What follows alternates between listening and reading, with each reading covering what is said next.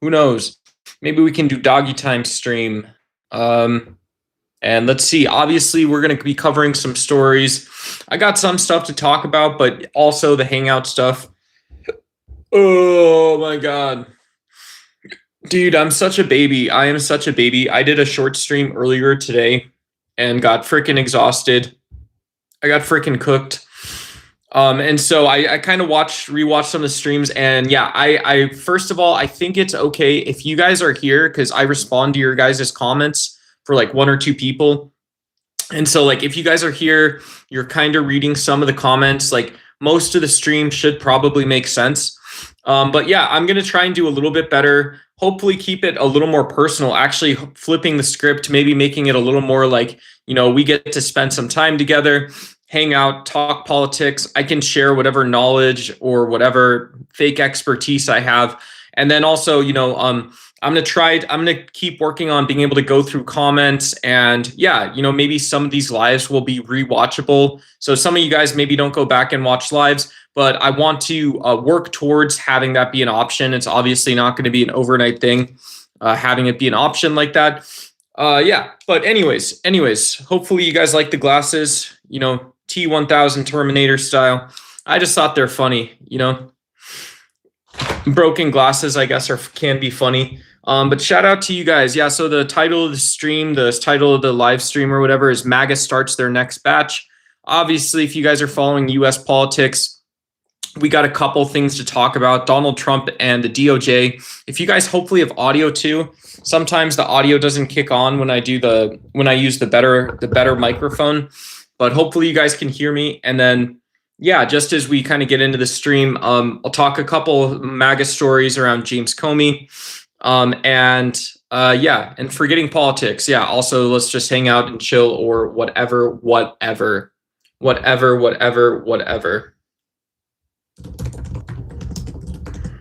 Hey, what's up? What's up, Mr. Johnny? We got Johnny the man in chat. Good to see you, brother. We got Johnny in chat. Great to see you, brother.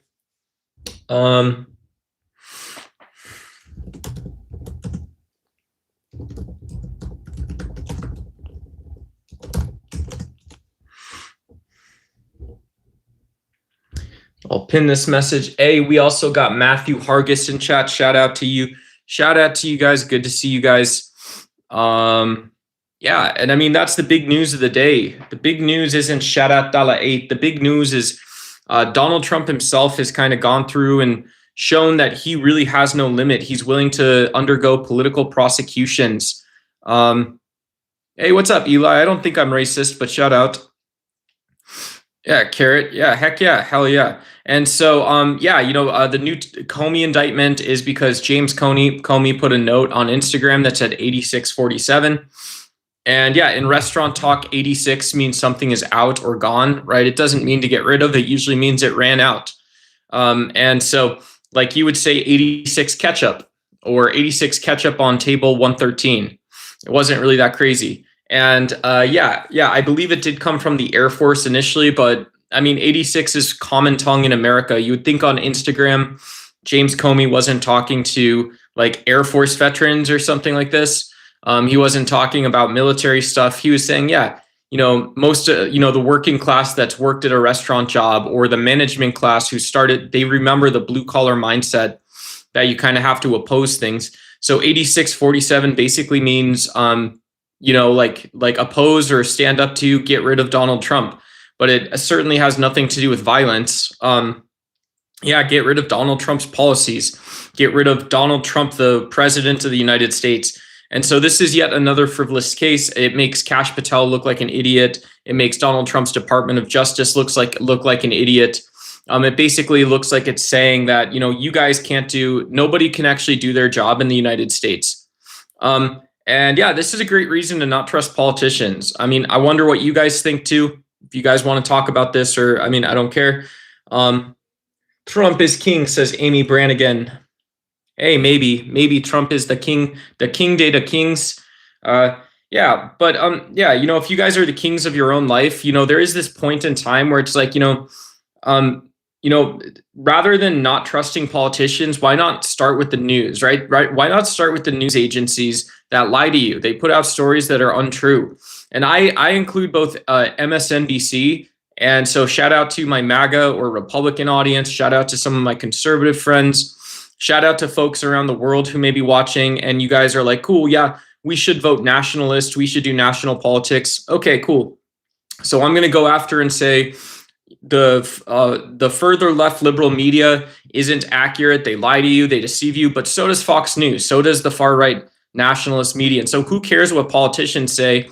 If you're being lied to Monday through Friday, Monday through Saturday, Monday through Sunday, you guys are blue collar. You guys are blue collar workers for the media. You're blue collar workers for your TikTok algorithms, for your YouTube algorithms. You guys spend all day. Hey, me too. I spend all day checking my news feed. It's all Fox News, CNN, Politico, The Guardian, Fox News again, Right Side Broadcasting. I have a laundry list of ideas of things coming in from my social media. And yeah, it does seem sloppy. It seems almost a little bit sloppy, like they didn't even try in the first place.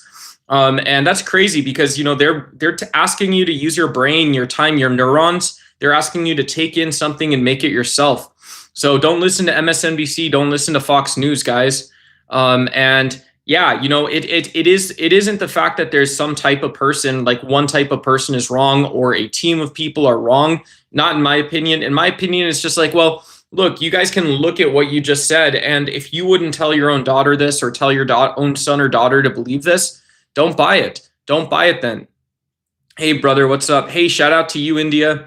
Hey, I see you, local Christian girl. What up? Hey, great to see you. Thanks so much for tuning in. Shout out to you. I'm a Christian, but I just get very bad vibes from Trump, especially after what he's posted.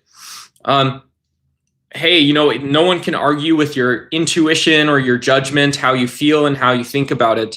And so, yeah, I don't blame people who see that, you know, Trump's administration, it's not like a comfort blanket, right? You're employing militaries, police officers.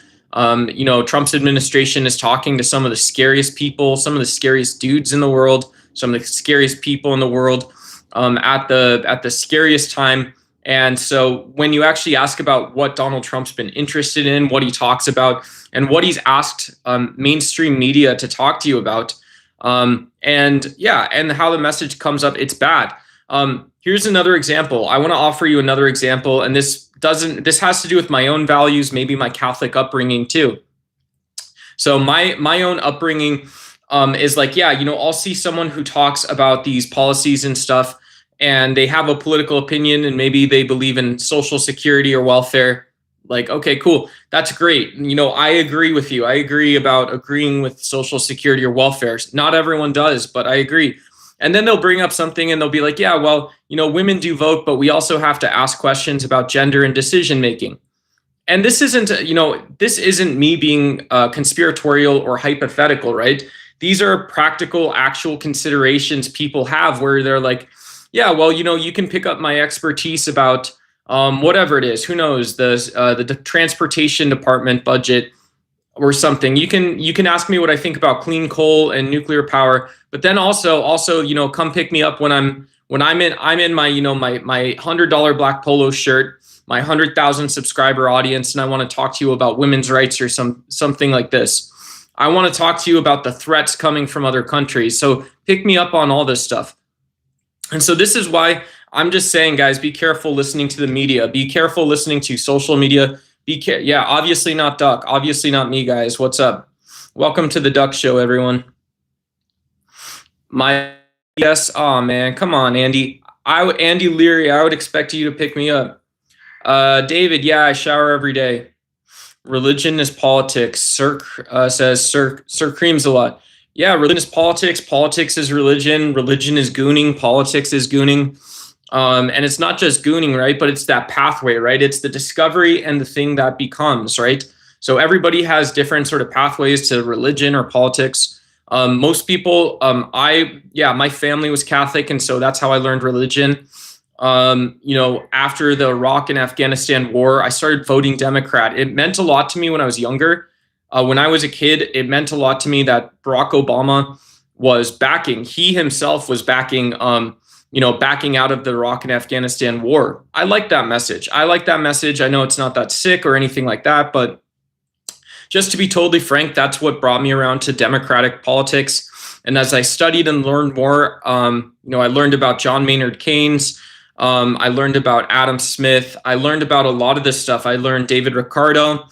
And yeah, I learned Karl Marx. And these were all reasons to keep me in the democratic voting, right? I thought they treated people with dignity, and that was a good idea. So Sir Creams a lot's kind of got the champion opinion of the chat so far. And so I'm gonna, if I can pin that up, I hope you don't mind. I keep that up for the stream. Sir Creams a lot. Yeah, religion is politics. Politics is religion. Why isn't the sea yellow? What's the importance of the turtle in this matter? Huh? Why isn't the sea yellow? I don't know, because water's clear, right? Because you think there's enough turtles that pee like mammals do? I don't get it, Antonio. I don't get it, brother.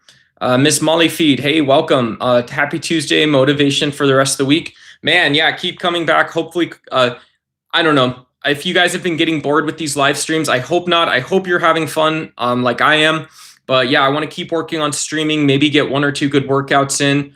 And yeah, everybody's got something. It's family, community, for me, the environment, for me, seeing people doing their own work. And yeah, having opinions about how I can support it. I'm 36 years old, so hopefully bringing some of my maturity into it. So Miss Molly Feed, mollified, those are my opinions, right? I'm looking for the best thing that I can do in my small little tiny YouTube channel with my awesome audience, right? I don't want to be kingly like that or anything, but I do want to be able to work twice as hard as anyone in the audience to get it. I want to work twice as hard as you guys to understand stuff and then keep going. I'm not a Christian. Yeah, that's absolutely right. I'm not a Christian. A woman, I think, yeah, if you want to have a fast debate about what a woman is, I would say it's an XX chromosome meeting a social definition. Andy Leary asks, what is a woman? A woman is, for a fast debate style, XX chromosome and a social definition, okay? And yeah, and then you can leave out the chromosome part too. Cool. Yeah, you can leave out the phenotype.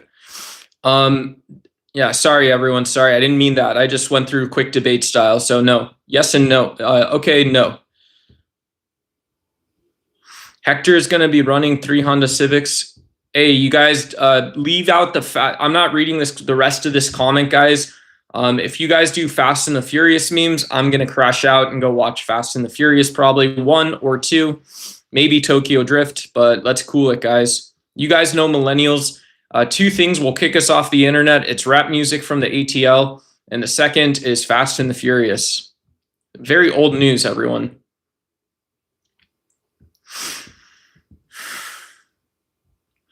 Hey, what up? We got a mod in the house. We got the most awesome mod in the universe. So everyone, shout out to Anna. Anna, we don't get Anna every stream, but when Anna does show up, she's knowledgeable, opinionated, and she does a great job, guys. So shout out to Anna, please. Yeah.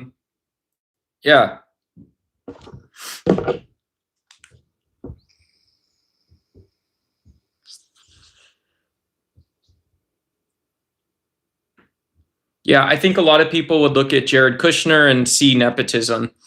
So someone's talking about Donald Trump's family structure.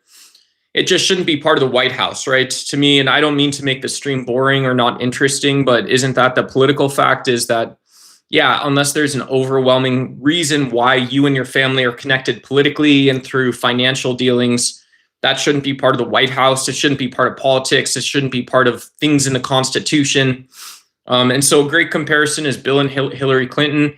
They both independently built their political careers. And obviously the Clinton name is well known, but they're both well respected independently. You know, former President Clinton and former Secretary of State Hillary Clinton. So I would just bring that up, that's miles away. That's miles and miles away. Obviously, guys, you don't have to trust politicians. You can have some distrust or skepticism, criticalness. I don't need to give you permission to do that. But yeah, absolutely, you would know how much time that took compared to just hiring, once you get elected, you're hiring your family into other countries. You don't believe there's only two genders. That's not a response to the speed debate I set up. The speed debate about gender was XX chromosome and social description is a woman. And then I said you can also just say it's a social description. The ocean is salty. So I believe that I didn't say anything about more than two genders. You asked me what a woman is. So stick with the debate. A social definition means it's not referring to essential biological traits, right? So you can say, like, I think if you are working on the process of defining what a woman is, someone might at first say it's an XX chromosome in a human form, and then you also have to put that person in the kitchen, or you have to imagine that person in that social role of being a woman for many years. Okay. And then after that, you might say, well, but I didn't define a woman yet. So, once you get rid of it, you can see that, well, a woman is really just a person in society who's playing this role of a woman, right? And that's a little harder to get, but it's not that you were a household wage slave back in 1910 or something like this. Your grandma's grandma, someone told me to say. But it's not your grandma's grandma. And, it's not that you were kept out of the boardroom in the 70s, the 80s, the 90s, the 2000s, some of the 2010s. It's also the fact that, decisions, conversations, you were always looking into it because the most important conversation about war, about policy, about national budgets, about policies, about citizenship, all of these big topics, these were also things that were defined patriarchally prior, right? It was men having these conversations, men having conversations about the civil rights movement predominantly, men having conversations about the gay rights movement. And so, when you start tacking this stuff up, who knows, maybe I'm not the person to define what a woman is. It's kind of hard. But it is that general social space, right? That's where your information comes from, because there are just people that relate to the world that way. And then you see that you don't need an XX definition, or that there's been other, right? There's been Neanderthals or cave women that had XX chromosomes and had none of the traits that we think of women having. And so, I think what you mean by a woman, unless I'm wrong, is just kind of something in here. Do I have 10K? No.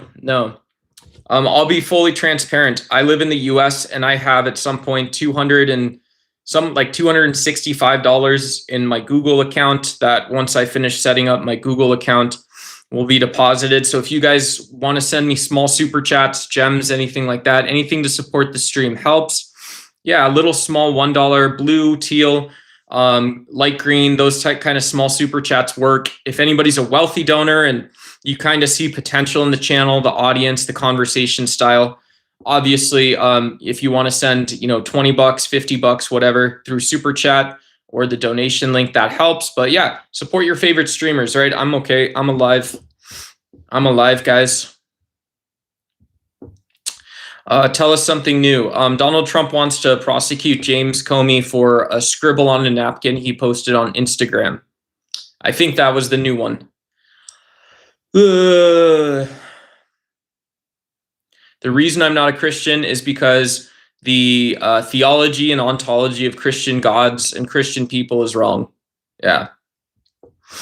Muslims are right. Muslims are right to dwell on ontology and ask you, like, hey, well, what is a human that God would create, right? That to me sounds like more of Islamic, like a Dawa question than apologetics to me. And or a Hindu, right? A Hindu might ask that question. And so this is funny, right? Muslims will, in Dawa channels, a Muslim might say, well, the Christian God is stupid, which is right. And then if you talk to like a Hindu about the Christian God, they'll be like, well, the God isn't stupid, you're stupid, right? You're the stupid one. So I know I'm stereotyping a little bit, but that's funny to me. So that's the reason I'm not Christian, is I'm half Indian, half Persian, and I'm half various Arab. So have you not seen the disgusting testimony? I don't know what, it sounds like you're already telling me to not like something, Andy. But I can make up my own mind. I'm a big girl at this point. There's no conspiracy, bro. You'll just go missing. Why do you think our forefathers wrote the Declaration of Independence, and why the Constitution was wrote? What? Yeah. So yeah, because you had to be recognized, right? You needed to be recognized if you were the United States as so it's both for it's the two reasons would be for nation building, so what the United States had to accomplish, and then also for international relations or some form of foreign affairs for diplomatic reasons, right? And so this is the political science answer, is that eventually you needed a constitution. Every state at that time was a commonwealth or constitutional monarchy or constitutional republic, constitutional democracy of some sort, some form of nation state. You know, the world was really far along. The world was surprisingly far along, you know, around the late 18th century. By the time 1776 came around, or whatever year it was, yeah, and so you need the Declaration of Independence, and then you also need a first and a second constitution for nation building and for diplomatic reasons. Yeah, and by the early, I would say the early 19th century, you already probably had many foreign state actors spying on the United States, figuring out what was going on. And then by the mid 19th century and into the end of the 19th century, you would just have people coming to study what the United States was. Not because it's exceptional, but that's just what everyone was doing. And so, yeah, I would say the most important social context was that in diverse states, in cities, in agricultural areas, in areas with different forms of values, some areas which proclaimed to be deeply Christian, other areas which really focused on pragmatism and making the most of the day. In a very legalistic or needing to be legalistic society, we use courts to split the difference. Yeah, you know, you needed a constitution for that reason. And the Declaration of Independence would then tell foreign actors, including the British, that we were done with them. So that's what I would imagine. That's a pretty safe answer, I guess. I don't know. It's a safe answer, I think. I'm all for trans people and trans rights, but how do you handle people who don't show it well? Yeah, you know, I messed up my words too when I'm talking about LGBTQIA or race issues. I try to first, I don't think it's great to be anti-racism in a group that doesn't need anti-racism. And so I try to be anti-racist in circles or areas when there's someone or people saying explicitly obvious racist things and they understand it, right? So to me, I have no problem with Antifa, but I'm also not like a woke activist myself. If you guys couldn't tell, I'm kind of nerdy like that. But yeah, so shout out. But yeah, for people who can't speak well or always, kind of act like it's right, good advice is take a step back and consider slightly what you might say or why you might say it. Consider if it's true. Is it a scientific type of truth? Is it sort of like a moral truth? Is it like a common sense truth, right? You're allowed to reason with people or argue based on common sense and what's practical. You're also allowed to reference science and facts in the physical world. And you're also allowed to just sort of be intuitive and judgmental.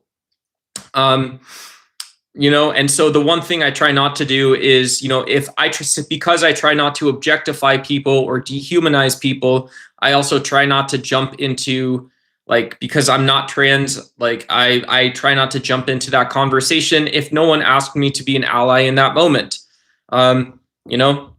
Yeah, and the other cool thing is just what you're good at. Who knows? Maybe you're a sports star, or you're a fashionista or a fashion designer, a website designer, a digital marketer. Those skills all have to also do with old stories in the civil rights movement about economic empowerment. They have to do with inclusion and equity in global economies. And so when you're thinking about whether it's trans or something else, who knows? It's something to sit on and be aware of, that what you do today may be applied for something that you actually really deeply care about. And that's a great way to also, burn some spare calories. Who knows? Maybe you do learn something just because you care about it more. Send money, please. Send me money, please, says your genetics suck. Hey, shout out to you. I don't know we've got the same genetics for the most part, so shout out. Hopefully not. Yeah, Anna's already getting jealous of my YouTube grift. Yeah, my YouTube grift game is too strong, right? Yeah, I'm gonna be like the Count of Monte Cristo. You know, I'm gonna be like the Count of Monte Cristo. I'm gonna go find clearance vapes on a website. I'm gonna go find clearance vapes on a website and spend all my red super chats on a giant box of dispo vapes or something like this. I'm scrolling down a little bit. Please feel free to tag me. Hey, what's up? We got to freak in the house. We got to freak. Yeah. Yeah, I mean, politics hijacks stuff. I don't totally disagree, but religion does hijack people. I guess people doing religion hijacks more than religion, because I maybe actually, DeFreak, you and I could go battle on Bloodbath about this, but yeah, I sort of think that's right.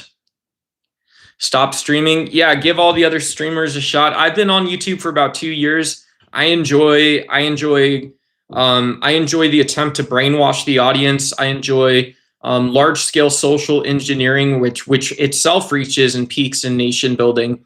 So I don't know that I'll stop streaming, because I can't reckon I'd do that the same way at a restaurant or the whatnot. I'm just kidding. I'm just kidding, guys. Religion is fake. Oh, shush.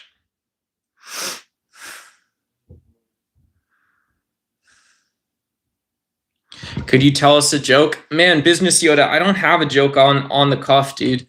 Yeah,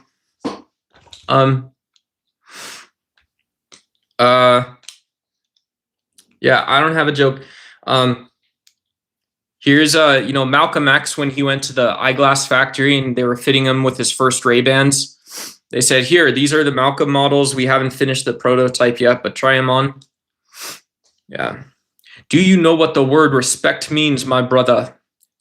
Do you know what a self which has respect for self is, my brother? Yeah, shout out. Yeah, do you know? Thank you very much.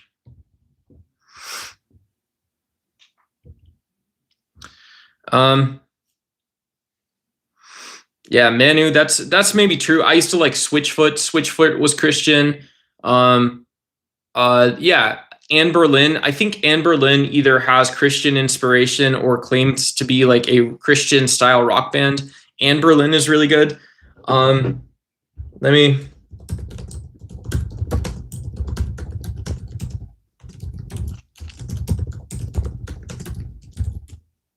me type some of these out.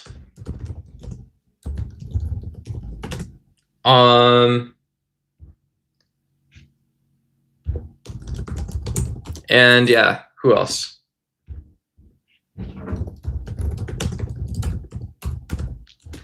So if you guys are into Christian rock, or you just like good rock music, you would be surprised. I mean, you wouldn't think it, but Under Oath is pretty freaking hardcore.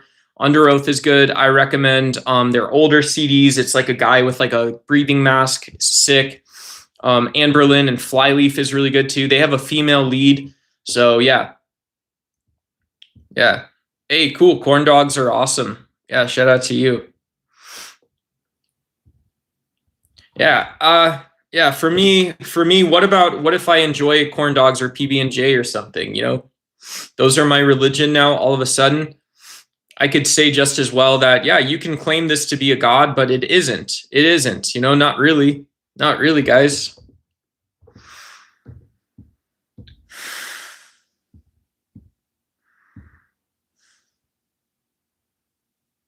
Yeah, Modest Mouse.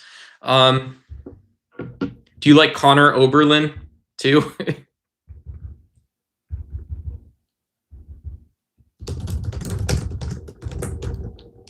Bright Eyes. This is once Anna's been modding for me for a year. I'm gonna sing this for you. But yeah.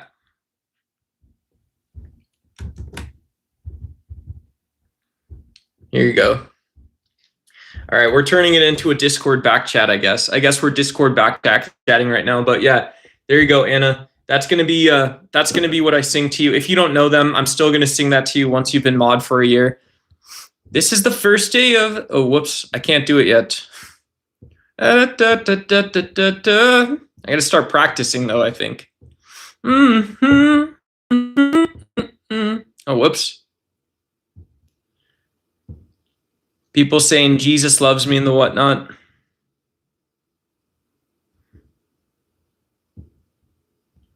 Aw.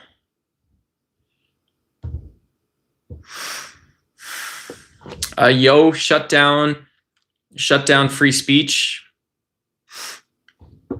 What do you mean? What do you guys want to talk about in politics? You guys want to mosher a little bit? A little mosher? Yeah, you shouldn't weaponize the DOJ. You shouldn't turn your contacts in media shouldn't be turning against the people. You're responsible if your contacts on Fox News turn against the people, if they want an usurper of power, if they want a thief, a criminal, a corrupt antichrist as the president, you're responsible for that. Your contacts in media shouldn't be perpetuating corruption. I don't know how hard that is to say. And look, this is what it looks like. This is what it looks like.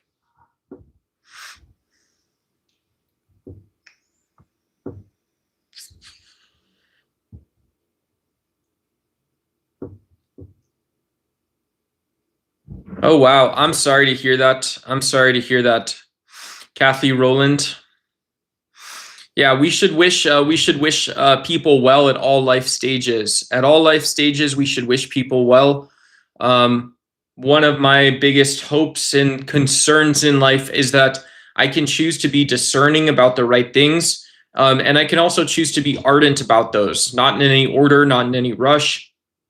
But yeah, if I am discerning about what free speech means in the United States, I'm discerning about changes to our Constitution, I'm discerning about giving constitutional powers to a president like Trump, I can also be ardent about those things. But it's also very silly to expect an individual in a democracy to uphold those values themselves. This is partially why people like Bernie Sanders, AOC, need help from the democracy. They need help not for like one big thing, but around the year, pushing democratic values that have to exist on American soil. I know that sounds so sick to some people, but why not? Why not? Why don't we ask where the factory came from? Why not ask what it's making? Why not ask why this can't go toward producing freedom, toward producing sustainable circular communities? Why not towards healthier foods, better access to relationships, friendships, friendships, you know, Catherine, friendships are so important to me. So to me, finding friends is about recognizing that like, right, like in all times and ways that person exists, right? You're a person, right? You're here. So to me, personhood is a quality of someone who is worth caring about and fighting for. And yeah, who knows? People are like, well, I didn't ask you to do that. I didn't care about that. But, you know, this is what human personalities and pro-social attitudes are actually like. Is that like, yeah, if you shut up for a second, you would find people you may never even expect that want to fight for you, right? That are more than happy to, that find something in their own interest in whatever it is you're doing. And you would be surprised how much sense it makes to some people. But when we lie and when we give other people our hatred and misunderstanding like ICE has, when we do that like Donald Trump has done in Iran, in Cuba, in Venezuela, in Greenland, all of these topics, all of these new old algorithm deranking topics are just mean stuff, right? So I don't get it. You mentioned my name. I was talking about age. Oh, I'm sorry about that. I'm sorry. This is the first day of my life. Yes, I was born right in this doorway.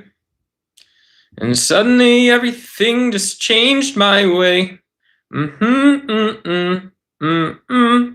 This is the first day of my life. Yes, I was born right in this doorway. And suddenly this thing just changed my life. And I came down. Yeah, I'm a earth child. I'm a man of the earth. I'll tell you, when the CIA fake recruited me off of Quora, so I was a fake former fake CIA agent. they dropped my ass in a cornfield and they said, reckon if you want to get back to Maryland HQ, you're going to get your ass to walking out of that cornfield. And so that's what they did. And I got back and they said, hey, throw his ass back in the pickup truck. That's what they did. And a fake CIA, after recruiting me off Quora, reckon, took me back out to that same cornfield. Reckon they dropped me in the exact same place and said, same exact thing. Hey, you want to get your ass back to Maryland? I reckon you'd get to walking. And so that's what I did, And then at some point in time, I just woke up and I was in Arizona and none of it ever happened. It was performative. This is the first time in my life. Yeah, Catherine, I mean, give me a break. If you haven't started collapsing on the floor yet, I don't want to hear it, right? To me, that's when I start caring about my parents for the first time, is they tell me, yeah, man, Nate, Duck, we just will wake up on the floor sometimes, where you stand up and you got to sit back down. And I say, okay, cool. Well, I reckon I understand that too. So I'm damaged from, I don't know what, anything and everything. Anything and everything. I don't know. Jesus died so you can live. Jesus died so you can live. I don't know what that means. This is the first time of my life.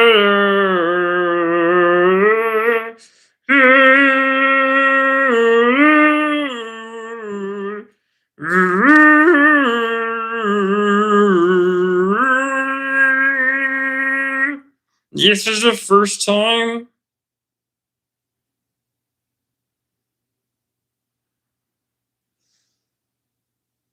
I'm sorry. I don't know what I was gonna. Okay, that sounds like real lady talk. Reckon it sounds like lady talk to me. I don't know what I would say back to that, to be completely frank. Who knows? Yeah, my limited personality on social media, I can say, I'll keep going along my own way, is, yeah, reckon, about that time someone certainly has passed away. Well, certainly there I would be, But until that time comes, I could recommend an MD or something of that sort. Yeah, you've been through it. Yeah. So shout out to you, Kathy Rowland. Yeah, but I'll say the same thing to everyone else, is that, yeah, pending, it's not a authentic mental health or wellness issue, but you have a close loved one or a pet that dies or passes away, I'll certainly be there for that. I can be there for that. It's hyper masculine and manly. It's what I'm good at, I'd reckon, as well. Yeah. You have something, perhaps not the broken thing that needs a fixing, but, in the act of breaking, there I'll be. While it's breaking, I'll say, hey, this seems like not just a useful time, but a good time, I would say. Yeah. Is that a good YouTube personality? How do I do that, guys? This is the first time in my life. Can I teach you guys to be reactionaries, not in a political sense, but regarding the breaking and the changing and the whatnot? This is the first time in my life. Yes, I was born right in this doorway. Man, you guys got to pick me up, brother.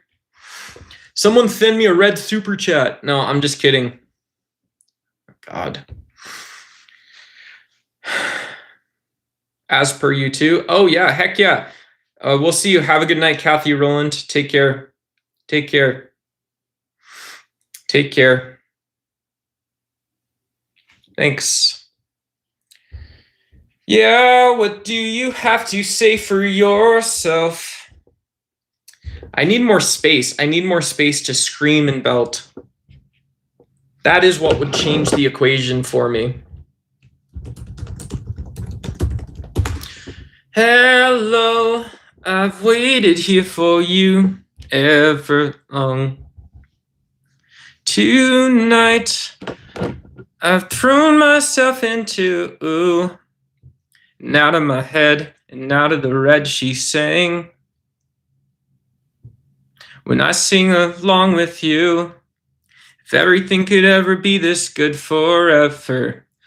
Da da da da da da da da. If everything could ever be this good again, the only thing I'll ever ask of you, you gotta promise not to stop when I say when. And she sang, do do do do do do do do do do do do. We got 689. Hey, we got 689 on aisle 5. Shout out to None of Your Busyness for 689. You ever going to take calls, guests? Oh my God, we got Gretchen Boots. We got Gretchen Boots of Async. You guys, I'm not going to turn this into a giant cross-post sesh, but I will post Async's link.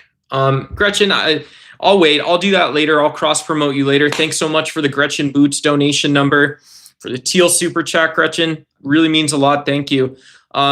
Yeah, who knows? I am collecting seeds, sticks, and stems from my first YouTube payment out, and I am just assuming it might have to last me some time because it's the first time I'll be getting money out of YouTube. And so, yeah, the reason I say that is I don't have a PC that can run OBS. And so running a stream like this that can take guests, I'd have to pay for a subscription in order to do so. And so, yeah, I'm thinking about it and all kinds of stuff. Yeah. Okay, so what's the topic here, guys? I don't know. Religion is politics. Whatever Sir Creams a lot was talking about. Politics is, oh, that's why everybody's saying that. Because I left that message up. I certainly made a mistake. I didn't need Sir Creams a lot's message up there. If everything could ever be this real forever. I don't know. I know one panel topic is why are you guys watching my channel when Sasha Grey is doing a Diablo stream, new Diablo expansion stream? Yeah.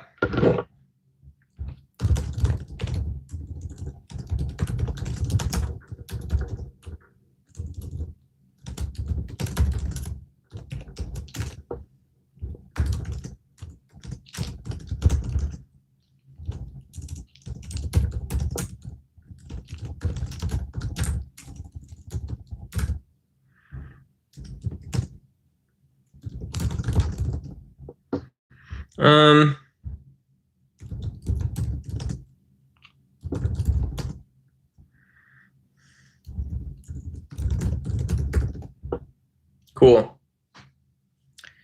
Ow. Sasha Grey is one of the bigger like Twitch streamers. Yeah, she's a Twitch partner and stuff, but she's got a cool YouTube channel. She's cool. She's famous because well, one of the reasons she's famous is she did adult work early in her career, and then she was in HBO Entourage and a bunch of other stuff. So she's like one of the streamers that's actually been in like Hollywood and stuff a little bit, and then just got very popular. Yeah. And she's cool. Yeah, I will admit it. I'm a little bit of a, without being a gooner, I am a little bit of a dweeb or fanboy for Sasha Grey. She's also cool because she's like, she's inspirational. I can look up to her because we are the same age. Yeah. And so for like everything that I do when I'm streaming, it's like, wow, you are my age and you're so successful on social media. And yeah.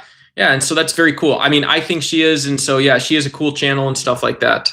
Yeah. Okay, cool. Yeah. Shout out to you, of course. What's the Croatia situation? Can I just Google Croatia situation? Is that right? Snowstorms. A political situation? What is this? Oh, the current situation. This one is from 1997. So you'd have to update me on what's going on in Croatia.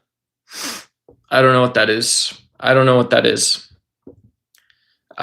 it is. From Papua New Guinea. I don't need to do any of this stuff.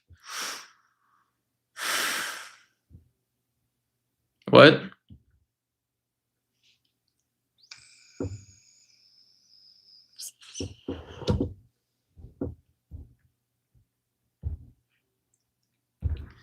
Yeah, it appears like there's snowstorms in Croatia. So shout out to Croatia, of course. Shout out, of course, to Croatia. I will do other thing first. I will tell you this much. Those concerned of super chat amount to America streamer, to other streamer, those concerned of a monetary system employed by oligarch Google, YouTube for the system, those concerned of payment links, text-to-speech, etc., whatnot, of course, fend for one's own self, but those concerned about subconscious standardization, I will do this tomorrow, right? This is the scope of duck work. This is not Duck's Y work, but this is Nathan work, Okay, so I will go fix these tomorrow for you. And do not ask. This is, of course, performative and artistic. Hell yeah, brother. Abraham Lincoln. Everybody wants to weigh in, but I'll do it first. I'll do it first, brother. I will do it first for the first. I'll do it first. I want to do it first. I want to do it first. God was invented to justify cruelty. Yeah, that's possibly true. Oh. Yeah, I'm not going to do a debate on Sasha Grey, but okay. What are we on now? I don't know. The European Union. Is European Union similar to African Union? From realist Morgenthau perspective, of course, international body is, perhaps prone to unpredictability for the reason of state power. It is another power projection mechanism. You understand this? Yeah. And so Hans Morgenthau would say that, well, what's the reason why everybody wanted into the European Union? And you can look at places, you can look at states like as far east as Poland or Ukraine and say, well, in the 1990s, you still have all of the signs of communism. And they say, well, okay, well, we will clean up municipal politics. We will focus development on these issues to become a complete participatory and contributing member to the European Union because it's too good. And so some people argue that, well, this is because the European Union is so powerful, right? There is no Brexit. Some people will say the EU is powerful because, well, Britain wanted in because the structure is powerful. And now that they're not in it, well, Britain is either has weakened themselves from a domestic issue, and perhaps at the same time, while domestic politics weaken Britain and the UK, you would expect them to plug into other regional free trade agreements and still try to benefit from systems such as the UN. So there's still a way for UK to benefit themselves despite having weakened, and it is a path back to the next thing. But Hans Morgenthau would disagree. He would say, well, you don't see the same behavior in the African Union. In Nigeria, there's been no great big rush or top-down plan to democratize the democracy in places that are outside of capital cities. And so for someone perhaps like Hans Morgenthau, he would say, well, the opposite is true. Brexit is something you'd predict because the EU wasn't producing enough value.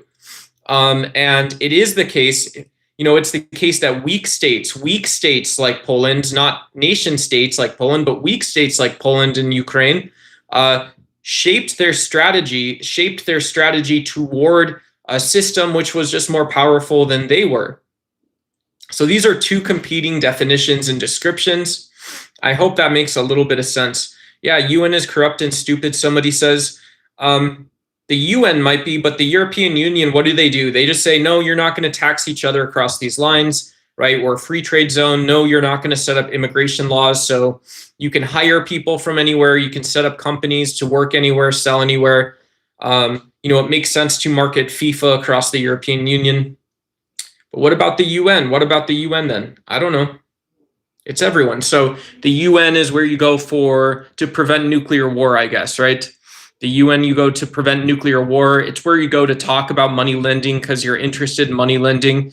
But the EU is better, right? The EU is better.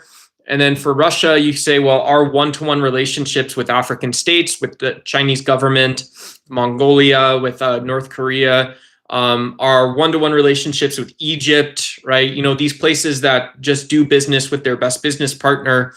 For Russia, these are our best relationships. Okay. Yeah, anyone in BRICS, right? We're bigger. We're a lot bigger than you think. It's not just Venezuela and Russia. It's everyone, right? And so it's U.S. sanctions. U.S. sanctions are the problem here. Okay, cool. Yeah. I mean, there is a reason why someone would say that sanctions are not desirable strategy for the U.S. as well, right? You don't need to punch us in the face for this.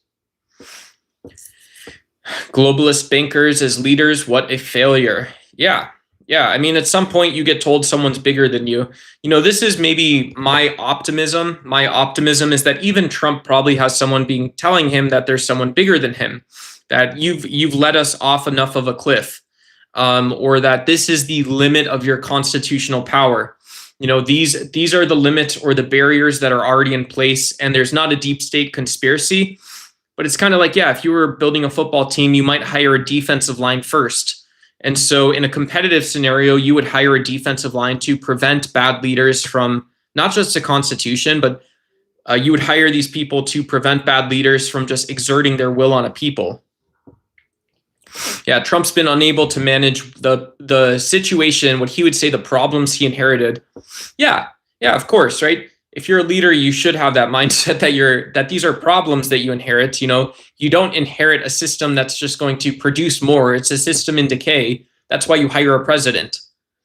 You know, and this goes back to Henry David Thoreau talking about how the smallest government possible is best, but the even better solution is no government at all. And one of the reasons is when you're talking about not Washington, D.C., okay, you're interested in politics, but not Washington, not your capital, right? You don't care about wherever. You don't care about Beijing or what is it, New Delhi or something. Is that the capital of India? I'm really bad at capitals. New Delhi, yeah. So if you know you don't care about the politics of New Delhi, you don't care about the politics of Washington, D.C. You don't care about Ottawa. You don't care about any of this stuff, right? You don't care about Mexico City.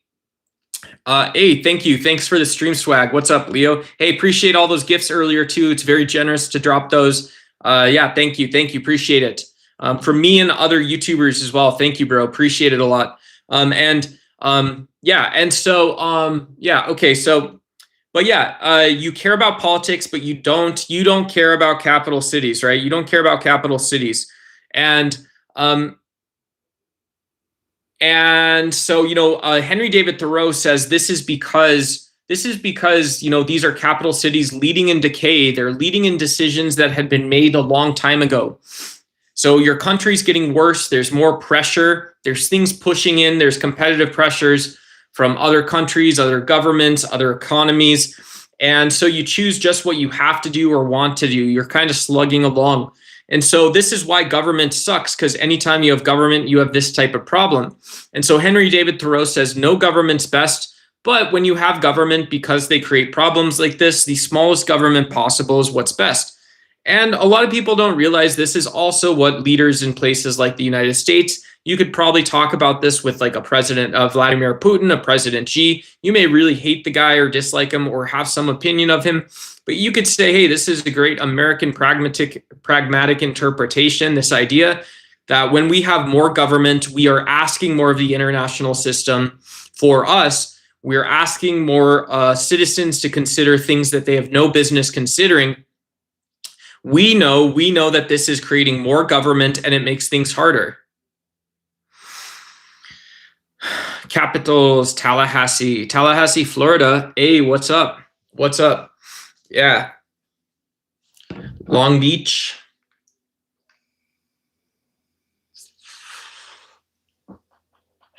Favorite way to barbecue?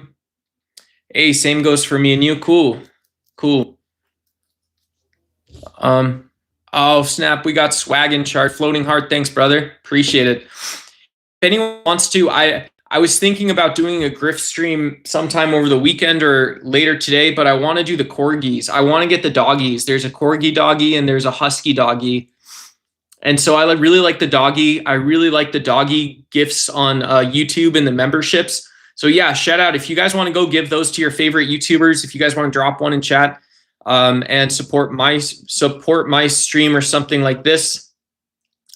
Or if you guys want to go give your favorite YouTubers corgis, the what's in the box one, the husky, those doggy ones are really cute. They aren't super cheap, right? They're like $8-9, but they're super cute. They pop up, they're cool. And yeah, I can talk about doggy stuff a little bit. Oh my God, no way. We got Anna. Anna's dropping a corgi in the chat. Shout out $8. Look at that. What's up, dude? That's so sick. Heck yeah, thank you. That's so funny, dude. That's awesome. Heck yeah, doggy time stream. Let's go, baby. Let's go. Let's go. Let's go. All right. All for the money, baby. All for the money. We have to. I don't know why, but it's all for the money. It's for the grift. It's for the circular economy, folks. Let's go. It's for the creator economy. It's for the people. It's to put some money back in YouTube's pocket. It's to put some money in my own. And it is very much a lot of gratitude to Anna JG sending the corgi out in chat, guys. Sending the corgi, twisting our hand, just these slight movements, twisting our hand, feeling our feet behind us. You know, you guys don't need to do CrossFit push-ups if we don't all have time to do CrossFit, 400, 500 push-ups like a robot. Very softly, we can settle our back in, put our hand down like a doggy, right? Like a doggy. And we can make sure our hands crossing our chest a little bit, shift it out just an inch, right? You don't need to move that much. Makes a massive difference, right? It's different parts of our body working then. So shout out to you guys. Obviously, if we have to get, whatever, maybe I'll make a very boring fitness channel that people don't trust me. Hey, no gooning comments. No gooning.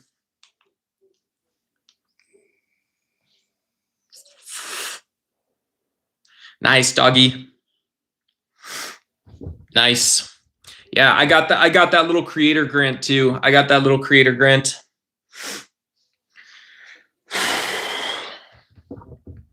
A lack of responsibility actually makes one more and more responsible. Yeah, it could. It could, because you have problems and pressures and stuff coming in and collapsing. But if you don't know how to handle it either, that's a big difference as well. In South Park, right? South Park is also this weird show that's maybe written for like the bros in the United States a little bit, but it's also true, right? It's also very much a true, funny show. But there's a very famous, you're hot dogging when you're supposed to you're supposed to pizza, but you're hot dogging or pizzaing and you're supposed to hot dog, stuff like that. And so, yeah, it's one of those really silly sort of scenes or something like that. Yeah. I wish I could just click on it, right? I could click on the corgi until it was done. I just went and loved it and liked it. Yeah. Yep. Yeah. And that's the other thing. So government is always working, even when they're not doing anything, even when they're done doing something or they're not working anymore. They're still doing something, right? They're still doing something. So, it's just interesting because for me, as like someone who comments on politics, I'm not trying to be like kingly. I'm not trying to be like lordship type guy. But it is sort of interesting to think, well, has Donald Trump set up this media system that when his politics are going poorly, they pick up the slack for him. They pick up the slack for people that want a comfortable narrative at this point. They pick up the slack for people that don't want empirical or quantitative interpretations of what's actually going on. And they pick up the slack for people who truly don't care about opinions from people in other parts of the world. And so when you look at the actual people and system and just the speech that people say on stations like Fox News, it looks like people are looping back into to inflating the lowest common denominator. That's what MAGA Republican looks like. And so for me, being a progressive Democrat, being very science-based, knowing a little economics, having worked high-paying sort of mid-market jobs and stuff like this, well over $100,000 a year jobs in my career. I see this and I'm thinking like, well, look, it is awesome. Donald Trump changed your view of stuff and said that you can start a marketing agency or this type of business. You can start a tech business or a landscaping business, go collect some cash, and you want everyone else out of the country so you can do this type of job. And however, these are also, it's the same thing, right? You're the one person who's going to make money off this, and you still have to learn how to manage other people. You have to learn how to invest in asset classes. You can't just buy gold until the end of time. And so, yeah, it does seem like Donald Trump wants people to invest in cryptocurrency. inflate their own sort of ego, inflate their own sense of self. And this is partially done by cruelty, by making cruelty political, by making aspects of our human self political, shifting and activating aspects of ourselves that are willing to hate or not understand another person and put it back into the world like that. So I don't necessarily totally agree with all that stuff, but it's another way of saying it. So this guy is not trapped only in rock music. Who listens to rock music that could also stop listening and start listening to jazz music too? To jazz music, right? To just jazz music too. I don't know. Whoops, do I have a... Give me a second. I'll be right back. I had a booger on my nose.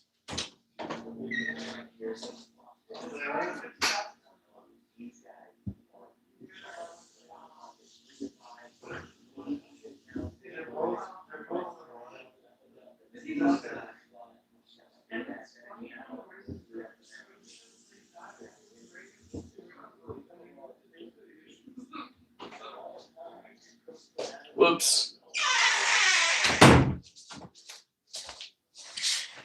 Sorry, guys. Gross stream moment. But I made my hair into a faux hawk while I was gone. Does that look cool? The faux hawk look? And look who's crying now. Cyrus was sleeping with the girl next door. You're always insincere. Da da da da da. Hey, what's up, Still Me? Good to see you. Fellow comedy lover. Fellow YouTube comedy lovers unite. I got the faux hawk. We're doing a millennial stream. Yeah. I don't want to waste my time, become another casualty of society. I'll never fall in line. Become a victim of conformity. Back down. Da, da, da, da, da.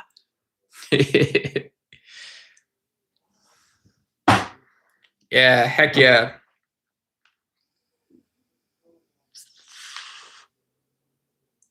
I don't want to waste my time. Become another casualty of society. I'll never fall in line. Yeah, I don't believe in psyops, right? So psyops are actually battlefield things, right? The psyops are things that happen during wartime on a battlefield. You know, the psyop in Vietnam, if you want to hear about the cruelest one, is you can go look up old reports about how many people were starving to death each month. Yeah, that was the psyop, right? The psyop was just asking how many people died that month from starvation and how people were feeling about, whoever it was, Pol Pot or the Viet Cong, that didn't matter. Yeah, whoever the good guy or the bad guy was, right? Sucks to be a weak state. Sucks. Yeah. I'll try to be less punctuated when I'm singing or something.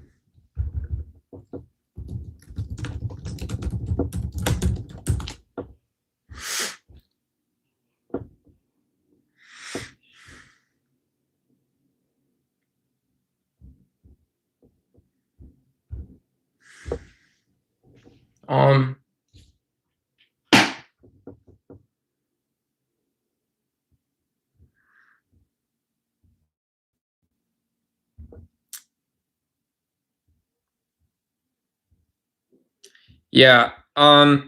And this is the other thing too. Yeah, this is true, right? Definitely discuss politics and philosophy and good faith and stuff like that too. And yeah, there's a right. So there's a something to split the difference here, right? If there's a disagreement, my opinion is that we can understand how something just relaxes and sort of runs its course in politics, like a minimal government that's supposed to be managing like a political crisis, right? The crisis sort of enters the zeitgeist. There's a praxis, and then there's an undercurrent, there's an overtone to it. It becomes, if it's a true political crisis, it goes further and wider, and maybe the scope of the potential problem becomes institutional, but it also becomes cultural, right?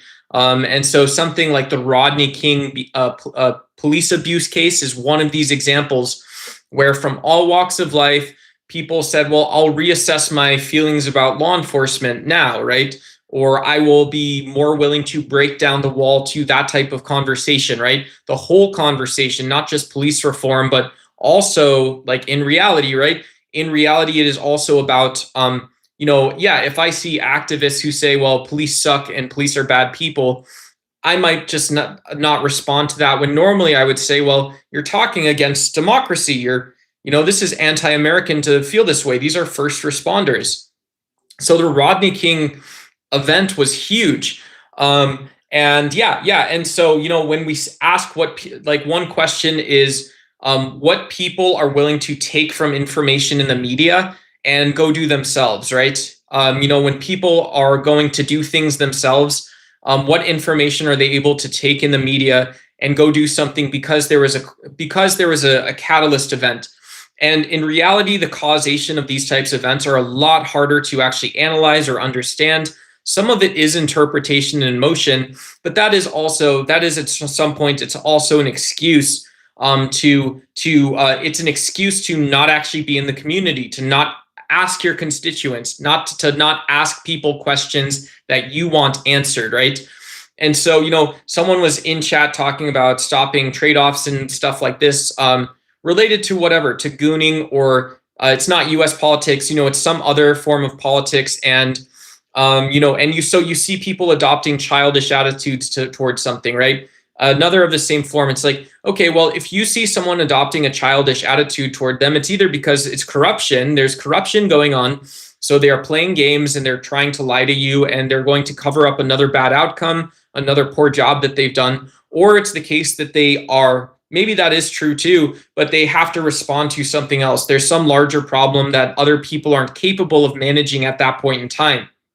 And so, yeah, it's very different in some societies and civilizations. In some societies, political questions and problems stay down around the bottom in the middle for a little while longer. And in some civilizations and societies, like Western US society, it should be the case that these things cycle rapidly through the news. And so has Donald Trump helped with this? Well, not really, right? Because you might say Donald Trump's Comey indictments, Donald Trump firing Kristi Noem, Donald Trump firing Pam Bondi, Donald Trump threatening Cuba, Donald Trump threatening Greenland. These were the things that Trump did. But in reality, the things Donald Trump did were also stealing $160 billion, strong-arming Korea for FDI into the United States, picking and choosing winner and loser companies in the energy sector, arguably increasing nuclear tensions and other tensions, right? He is to blame. If this comes up, Donald Trump is to blame for the increasing tensions in Ukraine and Russia. He played a role in this, not doing anything to stop a war in Israel and Palestine, invading Venezuela, bombing and starting a war illegally with Iran. And so when you think about the question of rapidly cycling through the news in the West, yeah, Donald Trump maybe gets away with stupid, petty stories, but his real stories don't go through any faster. There's, the ICE arrests, the ICE arrests and civil rights violations, the murder of citizens in the street. These are still in our society. They're boring. They come up every stream. My brain, I want to see justice. I don't want to just talk about it. I want to see justice. I want to see investigations. I just want to know that they're being started or handled somewhere. So we don't always get that, but to see none of this is happening with the Trump administration is really problematic. It's really problematic. Yeah. And so, yeah, and this is one of the things, talking through this stuff is closer to what reality is like. The political reality is that experienced politicians, and this includes, I would say, people like AOC, it included like a Ron Paul, and yeah, maybe it would have included like a John Huntsman, another guy who knew what he was doing. Mitt Romney maybe had a different approach, but knew some of this stuff. He was still fairly religiously oriented, very strongly aligned with the Christian and religious sort of conservative, normative sense of values in the US, I would think, I thought. And so, yeah, a lot of these people that, they have their laurels, they'll stick to their laurels. Even great leaders like Bernie Sanders, former President Barack Obama, they would have this type of conversation and stick to their laurels based on the fact that how a strong cross-section of the democracy is going to react. but then you also have your morals or your laurels that you know sort of what an acceptable outcome looks like from various levels of the government and society. Yeah. Hey, what's going on? Cheers to Ireland. Yeah, cool. Thank you. Welcome. Good to have you here. Cool. Yeah, shout out to you guys.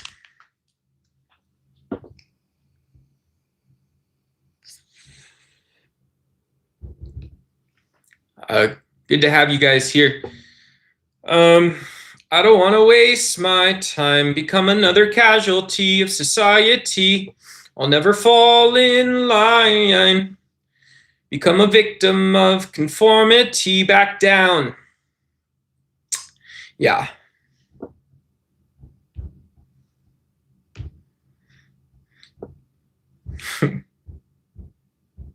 This one was pretty funny.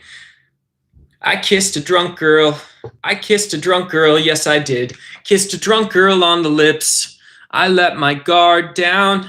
How could I have been so dumb? Her eyes were open. I know I am not the one. Yes, I know I am not the one. I know I am not the one. I kissed a drunk girl. Why do I do these things I do to myself?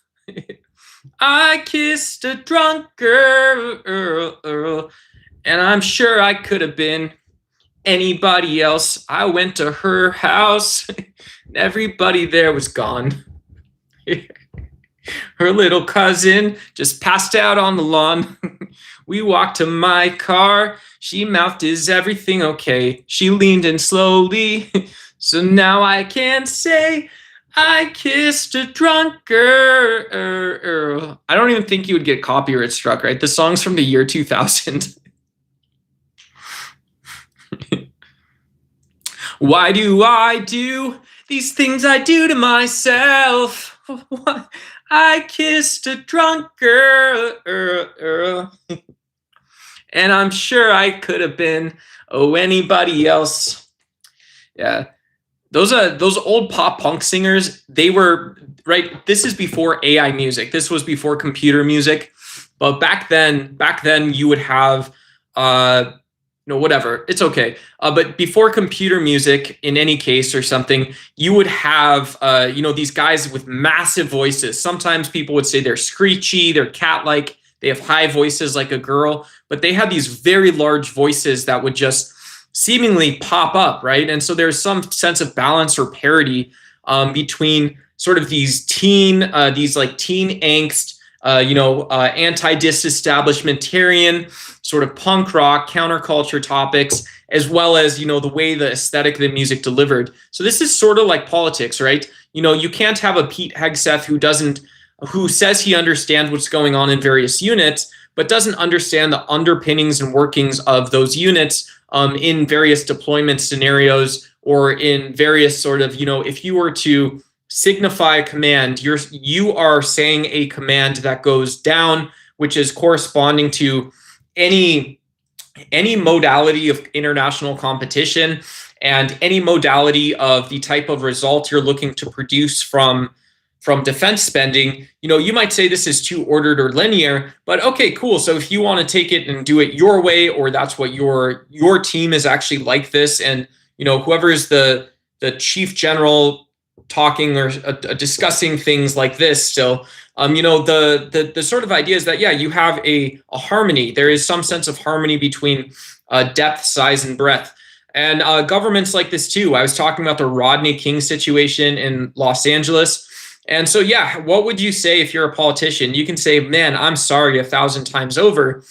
But if you don't know, things like how intersectional experience, as it's called, but yeah, political outrage, you don't know how people embodying, the American values and then their own values that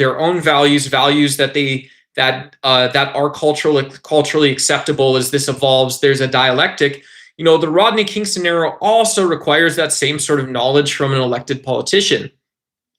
So this is partially why I think it's really bad to see people like, this Mullins fellow from Oklahoma. He has no way to gauge depth, size, or scale. He is not a harmonious person. He appears to be very hateful. He's from a state where people crank it in education offices.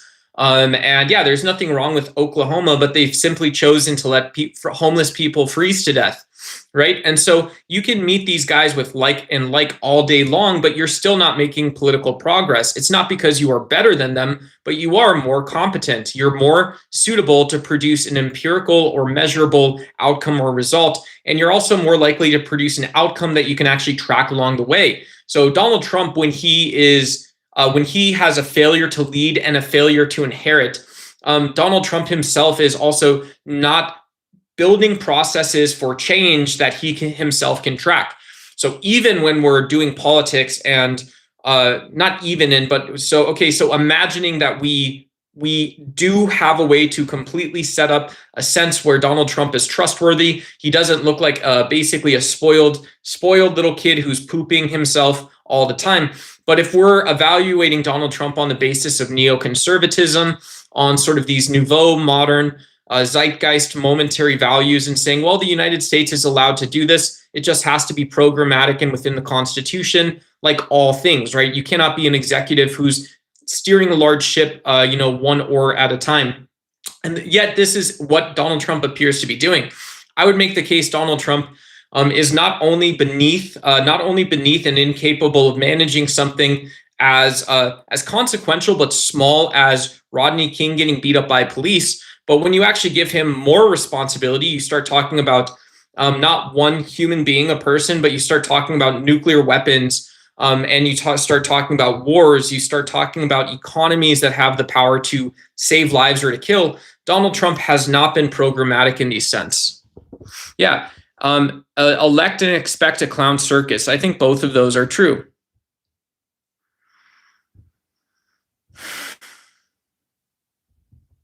Yeah, Michael makes a great point. Michael Wardall says, I'm pretty sure he should have been impeached by now, with more explanations. And yeah, of course, and so when you're talking about being able to develop philosophies, not just for the legal definition of impeachment, basically forcing everyone in the United States to follow a law, but also thinking in terms of expediency. When is it just the case that both practically as well as from praxis perspectives and realpolitik in a domestic sense, you're going to have people pursue an impeachment or pursue an endorsement?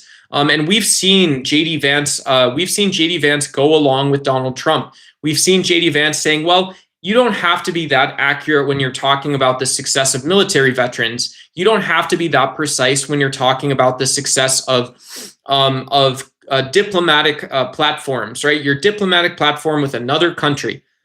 Like I am fucking 5 years old. Like I don't know what I'm talking about. Explain like I am 5. What are we talking about, bro? Can I understand it? Explain like I am 5, bro. And so JD Vance, I think, is also a horrendous next pick for president. Marco Rubio, also horrendous next pick for president. Marco Rubio's shown no real interest in understanding places, right? He's maybe the first Latinx man who is racist against Latinx men, right? Very crazy. He is like the missing Stanley character, right? The Chicano racist. Uncle Tio and Aunt Tia call him up and say, hey, little, hey, hombre, hey, hey,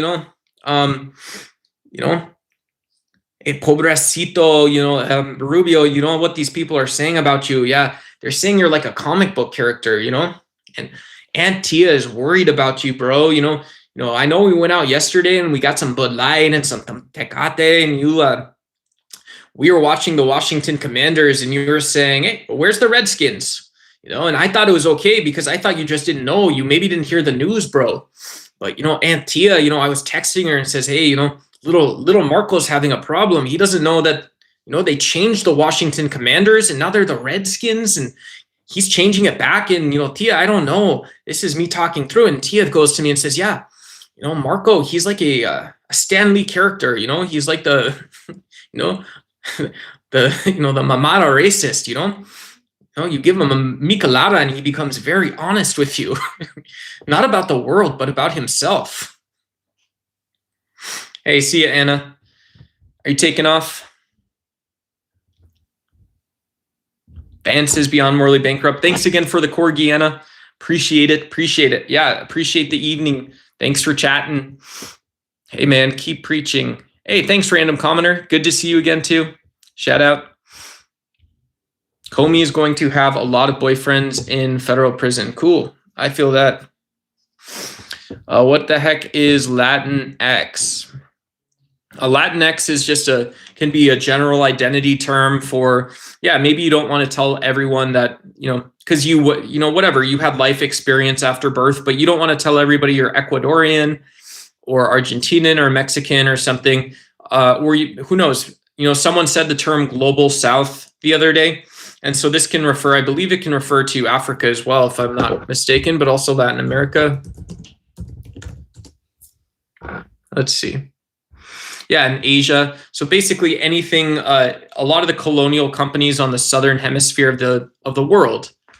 But yeah, there's, especially in Latin America, there's common stories of persistent colonialism, also persistent government overreach. There is a very sad story of these sort of lackluster border disputes and types of skirmishes and conflict, which sort of signaled an inability to scale industrial scale manufacturing.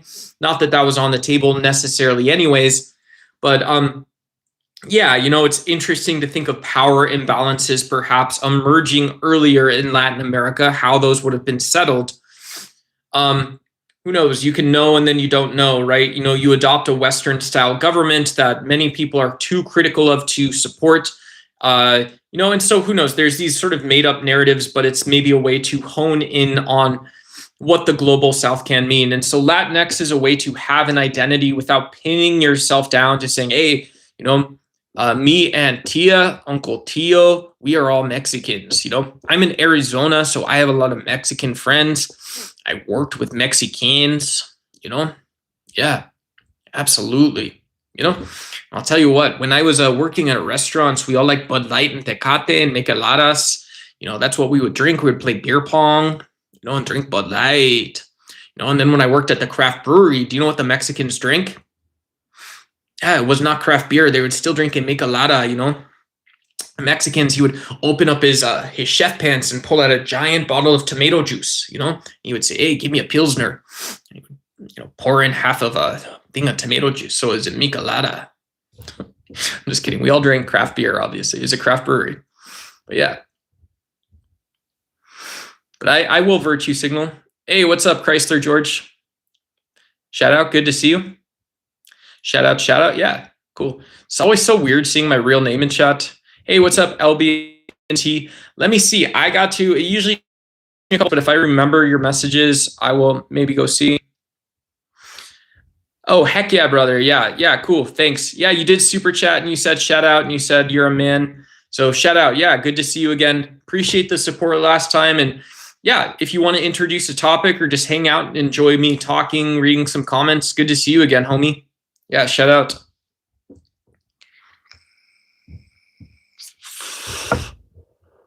I don't know what the JQ is.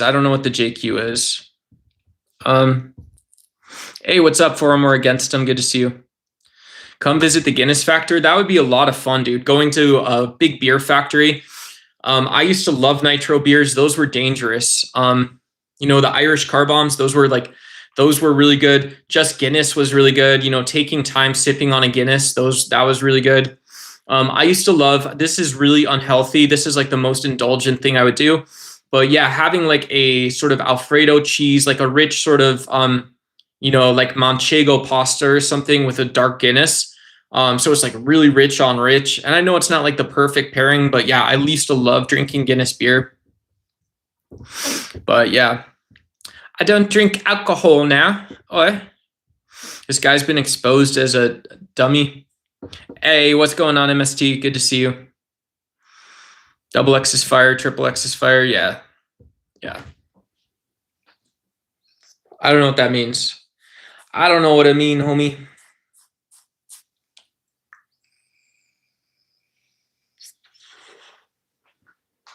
Why do I do the things I do to myself? I kissed a drunk girl. Why do I do the things I do to myself? I kissed a drunker Earl. Triple X is oh yeah. With Vin Diesel? Yeah, Vin Diesel, that one, yeah. I remember that movie. What was his name? Xander Cage, right? That was why he was called Triple X, because his name was Xander Cage. So his name started with an X. Yeah. It's beer's just really tame in flavor for me. Yeah, cool. Ow. Ow.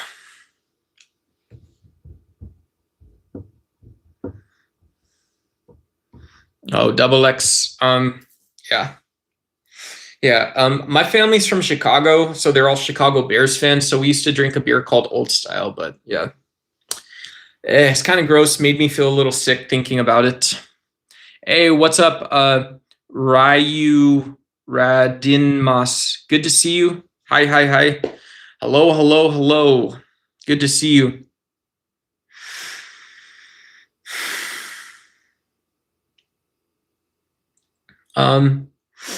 Yeah, it's weird. I mean, I do think terms like global south can be useful. You know, if you're studying politics or political science and you want to say, well, what's outside of what the Trump administration is doing, or what's outside Keir Starmer, or what's outside the Ukrainian, Russian war, right? I don't always want to be learning about what the world leaders are doing. You know, I don't always want to be talking about, your kind of BS or something. You know, we have this bias first and foremost to kind of take a dump on events and actors and regions of the world we don't care about. But this is why terms like global south are really useful. It is because like you can study nation building, you can study democratization, you can study the story of democracies forming after World War II, right after the collapse of fascism.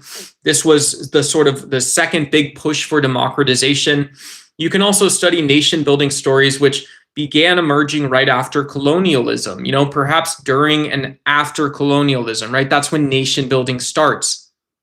And so within these stories, of course, you have lots of political questions, you have philosophy, you have, there's stories of exploitation and slavery. There's also a story of like great triumphs. There's stories of these little historical wars and history and stuff, you know, where you have to prove yourself or something like this, or you're proving yourself, but it's based on a narrowly recognized conception of the state or identity.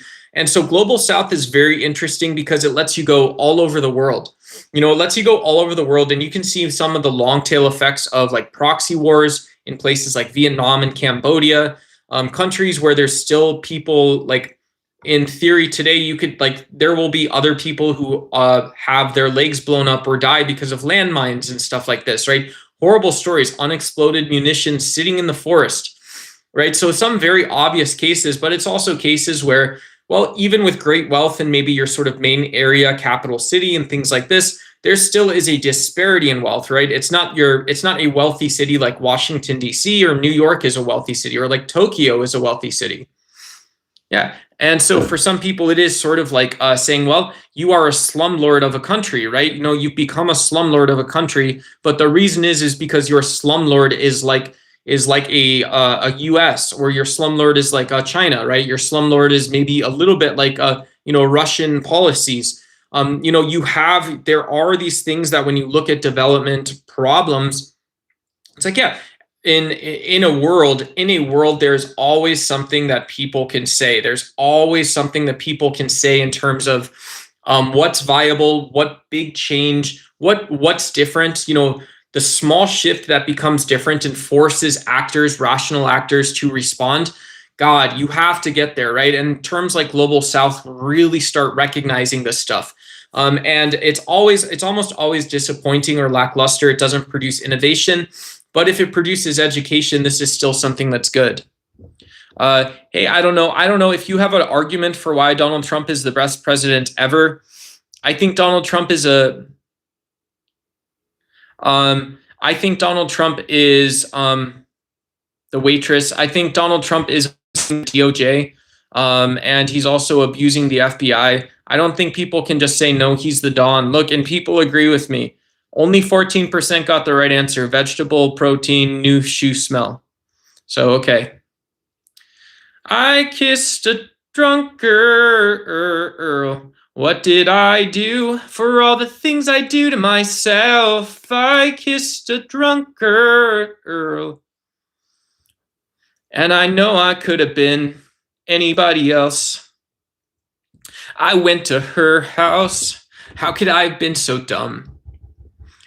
Her eyes were open. I know I am not the one. I know I am not the one. I know I am not the one. I prefer Ronald McDonald. Oh yes, White House hamburger, of course, is best. Yes, I go to the food court at the White House. Hamburger time. She was good looking. Yes. Wiki sticks. I don't know what that is, brother. I don't know what that is, brother. Yeah, probably. I know I am not the one. I know I am not the one. And okay, sorry. I gotta keep it down. Guys, I'm gonna get in trouble again and again and again. And again and again and again.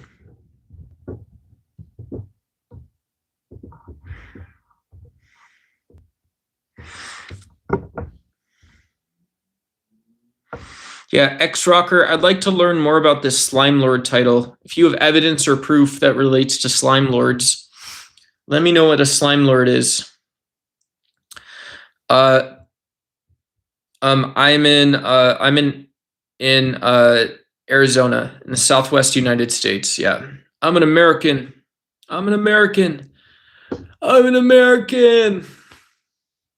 I'm an American. And I kissed a drunk girl. Why do I do these things I do to myself? I kissed a drunk girl. High five, everybody. Cross the body, high fives. All right, high five. High five. High five. High five. High five. High 5. 16. Hell yeah. Hey, what's up, Ryan? Yeah, shout out to you. I'm in the valley, brother. Ready for this fucking heat and summer, dude. I'm excited for it. You would look like a savage with a shaved head, bro. Oh, Tahoe, you're gonna frickin' gas me up to do something silly like that, dude. Heck yeah, brother. God loves you. God bless you. Have a wonderful day. Hey, thank you so much, Mrs. Potato. Thank you. I appreciate it. I appreciate it. Very kind words. Thank you. Cardinals, are you a fan?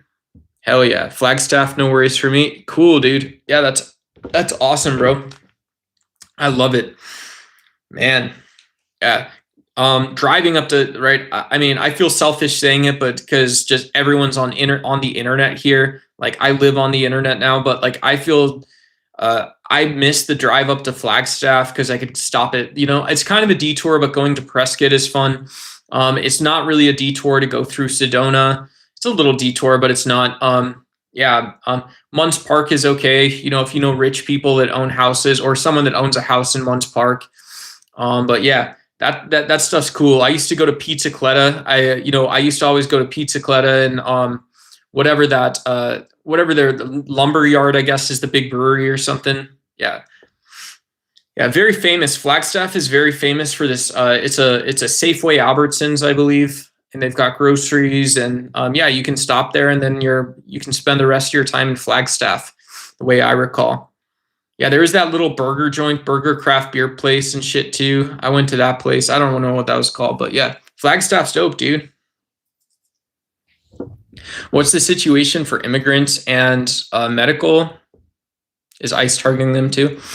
Yeah, Donald Trump initially said that it's people with violent criminal records, and he wants to expedite the eviction process, the deportation process. But it's been, it's not just, I wouldn't just say, for like a genius grant visas or something, or for staying competitive in healthcare and manufacturing and innovation. But it is, it's also related to that. He's also arrested many 18, 19, 20-year-old students who have the proper visas to stay here. So it's not good in the United States. He's arrested people from all over the world. He's especially focused on people from the Caribbean, from Central America, from Mexico, from South America. So yeah, it's disgusting. It's really ugly to see. And I wish I was brave or bold enough to say, well, it's just as disgusting when you go into a restaurant and you arrest someone who is working a job, they have taxes coming out of their paycheck, they have never broken the law, and you did this, right? You did this with my taxpayer dollars, and then you're going to violate their rights, right? You're also introducing more risk while you hate this person. And so you're violating others' rights, and you're also violating my right to democratic representation. But I just also wish that, because knowing how hard people work, it's not just teachers and PhDs, it should be all people that are subject to the same rules about migration. It's also disgusting Donald Trump's building a border wall, right? Because to me, that's kind of the same. Right? We need to be able to talk about jurisprudence in the law, but when you talk about cutting off nature from nature using a wall, right? So this area of land, these types of biological functions now are subject to a wall. And it's not just people who are traveling to the United States on foot, but it's actually nature as well. And so you did this for what reason? Because uneducated people without college degrees who are angry about their lives asked you to do it, right? So people with no ability, right? A large group of people who we should be working toward capturing in the political process or working towards eliciting their opinions about important issues versus this stuff, you listen to them, right? And so what a load of nonsense, right? What total bullshit exists there, right? It is enormous levels of bullshit that exists there. It's fucking insane. It's actually fucking crazy, But whatever, who knows? Who actually gives a fuck, right? It's not exactly rocket science at the end of the day, to say that, don't tell people that are doing the right thing to leave.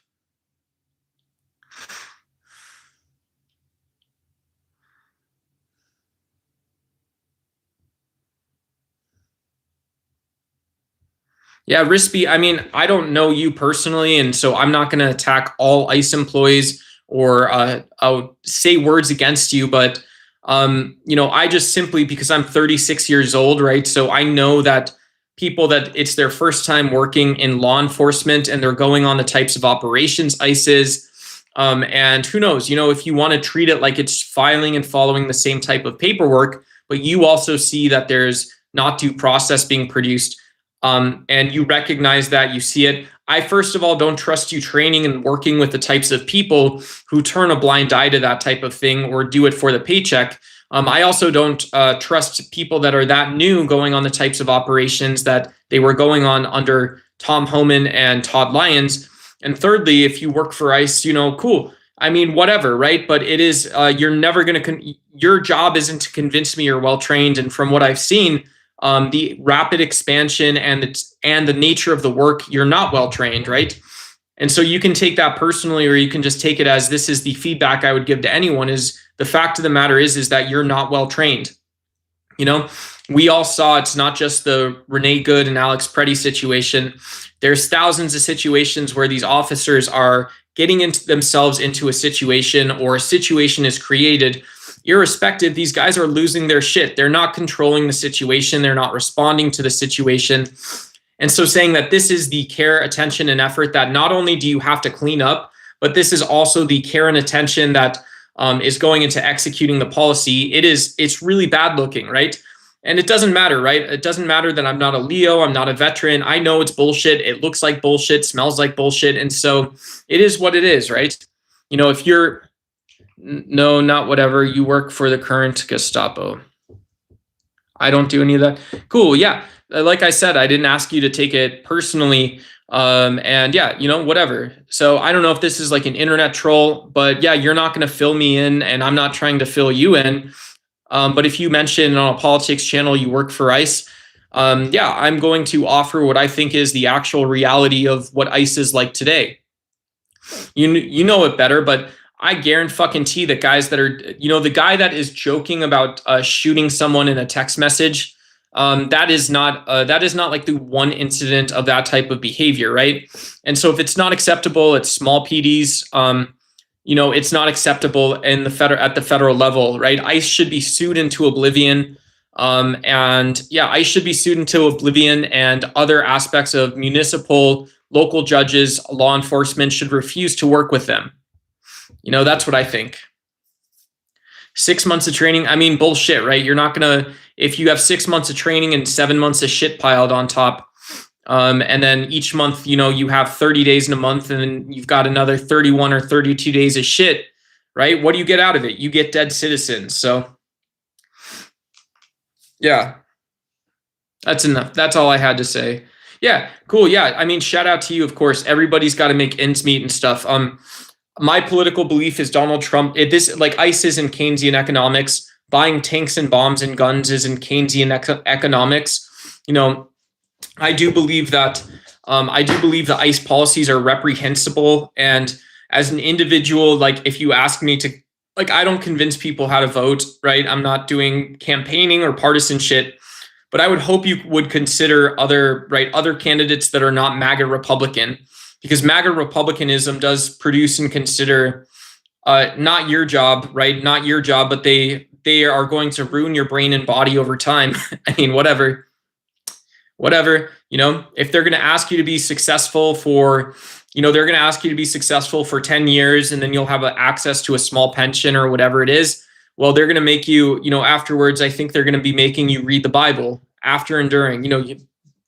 It's stupid. It's stupid because at the end of the day, you still said yes to the job. You still said yes to the dress, brother, right? Didn't you? Brother or sister?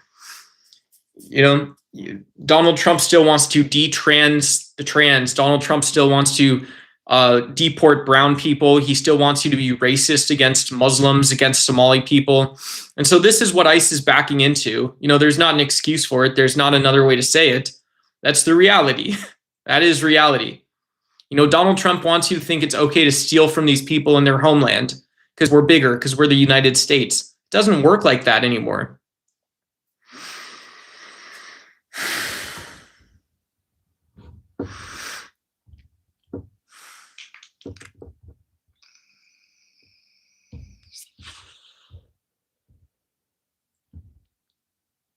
Trump doesn't want anyone to read the Bible. Yeah, I don't know what reading the Bible would do. Yeah, I mean, you always have Christianity is always about what someone is supposed to be doing. Religion is also about what they're going to do eventually, right? If you didn't serve the tired, the hungry, the weak, the sick, the poor, now in the present sense, as an American, you're going to be doing that eventually if you believe in Christianity. And a lot of people would say in a maybe ugly or a way that doesn't totally make all the sense in the world, they're going to say you should be doing all that now. That is definitely true for some people. We should look at ways to dedicate aspects of our paycheck to religion, not religion, but to community service and to helping those with less, to restoring some equity to the environment, I think. These are all things I think we can invest in. We can shape some of our choices around, big and small, right? Driving less, being mindful of the air conditioning, stuff like this, power consumption. These are not just bullshit happenstance things. These are ways to eventually ask as an individual, to ask other individuals to adapt the system that we live in. And I believe that works, right? I believe government has an answer to catch those types of questions. But yeah. And so, so all that stuff's really important. Hey, what's up, Matt G? Shout out to you. Good to see you. And so, and so this is the aspect of, when you're talking about, not just selves, but you are talking about common sense. Common sense is this, a very small tool that, environmentalism is always, the well-being, the wellness of other beings is always near and dear to our heart, whether we appreciate it or we don't. You can appreciate this or you don't have to. And so when we appreciate it and we're doing truly appreciative things, to me, it's the case that common sense would dictate that there's a lot that maybe not ICE, but there's a lot that renaming the Department of Defense to the Department of War would talk about, right? Wouldn't that be the case? And so those types of sort of signals where we add intuition, judgment, and discerning back into common sense, these are, to me, these are all reasons to have rejected MAGA republicanism, not just from 2016, but again in 2019, again in 2020. or whatever, 2024. Yeah, but yeah, 2020 and then again in 2024, we should have been scrupulous about, unscrupulous or perhaps ardent, adamant. We should have been totally more honest about addressing problems with Donald Trump's MAGA republicanism, because they're not producing ecological values. They're not producing democratic values. They're not producing forms of liberalism which are amenable to international systems. They're not reducing military expense. They're not pushing towards denuclearization or non-proliferation. They're not pushing towards disarmament. They're not pushing toward neo-Hobbesian policies. They're not pushing towards any of these things. They're not putting any of their things back. And so you might get that leg up pitching in for the squad, pretending like these things don't go back to how they were before, but that doesn't help anyone, right? If you also didn't be discerning, have common sense, modeling the correct behavior, I also didn't do this, then I also deserve some punishment or something for this, right? And I'm not trying to be punitive or argumentative, but common sense doesn't just apply to what can be, should be. It doesn't apply to just reading your Bible. Common sense also applies to how people all over the world should respond to a changing world, in my opinion. All right, guys, I'm gonna sign. Anybody wants to send any super chats to extend the stream or something, I'm gonna grab a cup of water. And yeah, who knows? I've been going for about 1:45. I don't mean to be punitive. I am a little bit tired though. I'd love to keep talking and stuff. I don't want to do a lot of like stream extension stuff. So like it's been really fun too. And yeah, good to see you again, still me. And yeah, I'm gonna go get some water. If anyone wants to extend the stream or just kind of chill, do chill chat for like 15 minutes or whatever, I'm down to hang out for a little bit. I'm not in like a rush to sign off or anything. But yeah, in terms of the politics stuff, I'm kind of gassed unless you guys have specific questions, just to be honest. So I'm gonna get some water. Thank you guys so much. If you're dipping out, if you're gonna stay, I'll see you guys back here in just a minute or two. And let me go ahead, just flip a screen up.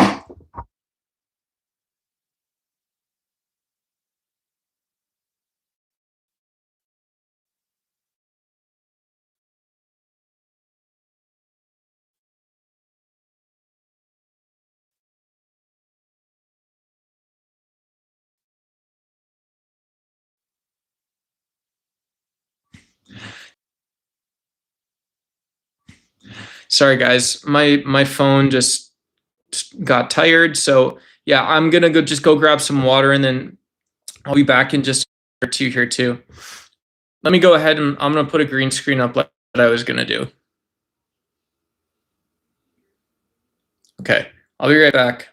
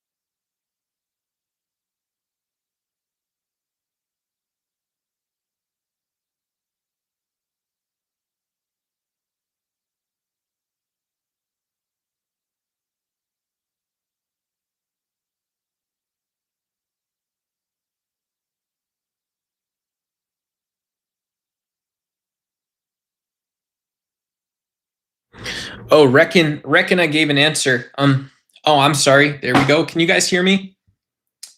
Okay, for if that's okay. Okay.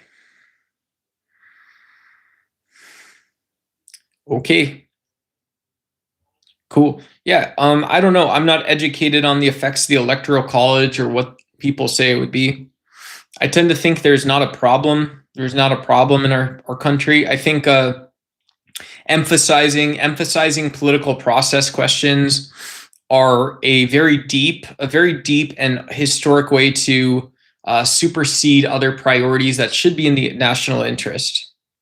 Hey, what's up, or T Dot? Good to see you. Or Tolan, nice man. I don't know what that is. Am I supposed to look up ortolan? You, dude. A bird? You eat birds? Are you a cat? Okay, man. Oh, it's an illegal bird. So you eat expensive $200 illegal birds.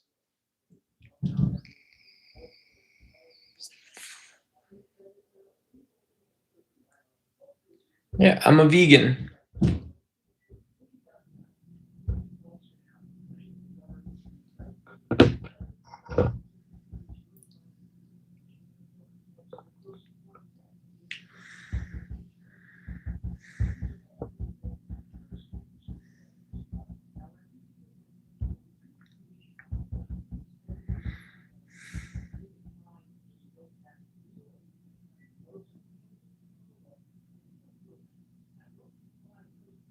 Hey, you should be giving money to me, right? Yeah, it's this. No. Yeah, there's something called checkbook activism. Yeah, it's called checkbook activism, right? So, in political science, within citizenship, checkbook activism. Here, let me find something for you.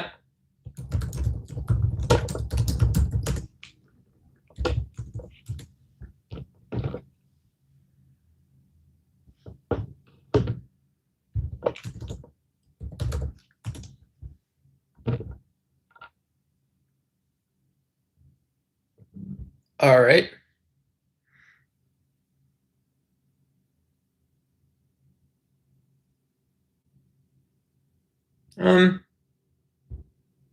Okay. Yeah, but there's a lot of questions about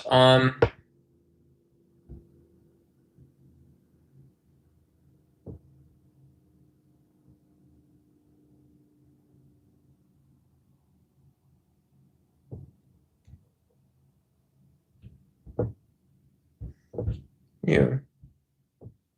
That's checkbook democracy. I got one of the wrong ones. Here we go.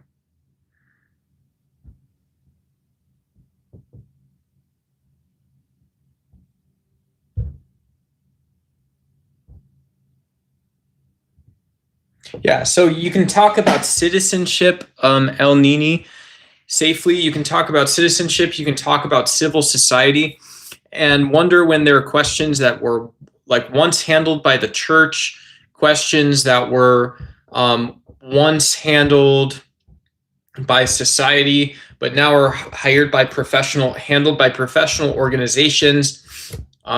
Maybe they're not always on the national agenda, or they're not always on the docket, or sort of the budgeting policy plans for people. If you ask, are you morally obligated to donate? Someone might say there's a practical way to donate to charity, to participate in a democracy, to voice your values in a democracy. And so you'll reach a point or an age where you realize the importance of being authentic. You realize the importance of having a why, and you'll also realize the importance of asking questions about what you do next if you're actually in the 1%. If you're in the top 1% of an economic class. And so here's just you got to spell checkbook, CH. This is what I did. this is the value I provide as a streamer, is you have to spell checkbook with the British spelling, and you'll find these articles on checkbook activism. Yeah. So it's an interesting topic. And so I wouldn't say you're morally obligated. My simple answer is, yeah, instead of investing in an asset class you don't understand, like a rental property, or an asset class you don't understand, like cryptocurrency, or like a retail brokerage account in a Vanguard, some of that money should go toward participating in civil society. It's incredibly healthy to do. Yeah. Yep. And you don't have to turn into Jeff Epstein to do it, because you're giving the money over to a professional organization. It can be Humane Society. It could be attorneys for migrants who are underrepresented. It could be a lot of things. It could be to solve food insecurity. It could be providing housing for victims of domestic abuse. It could be for public programs for drug rehabilitation, or these sort of programs that avoid jail sentences. So you could be on any side of the family equation, and you don't have to be on one side of picking bad guys and good guys. Hey, Landry, good to see you. Or Landy 1406. Good to see you, Landy.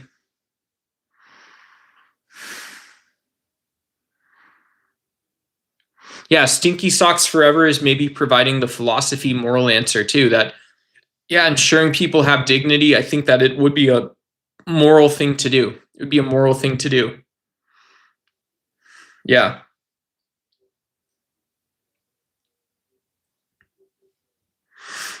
But yeah, that hopefully helps people understand my view of politics a little better as well, that not everything is moral, not everything is good guys and bad guys.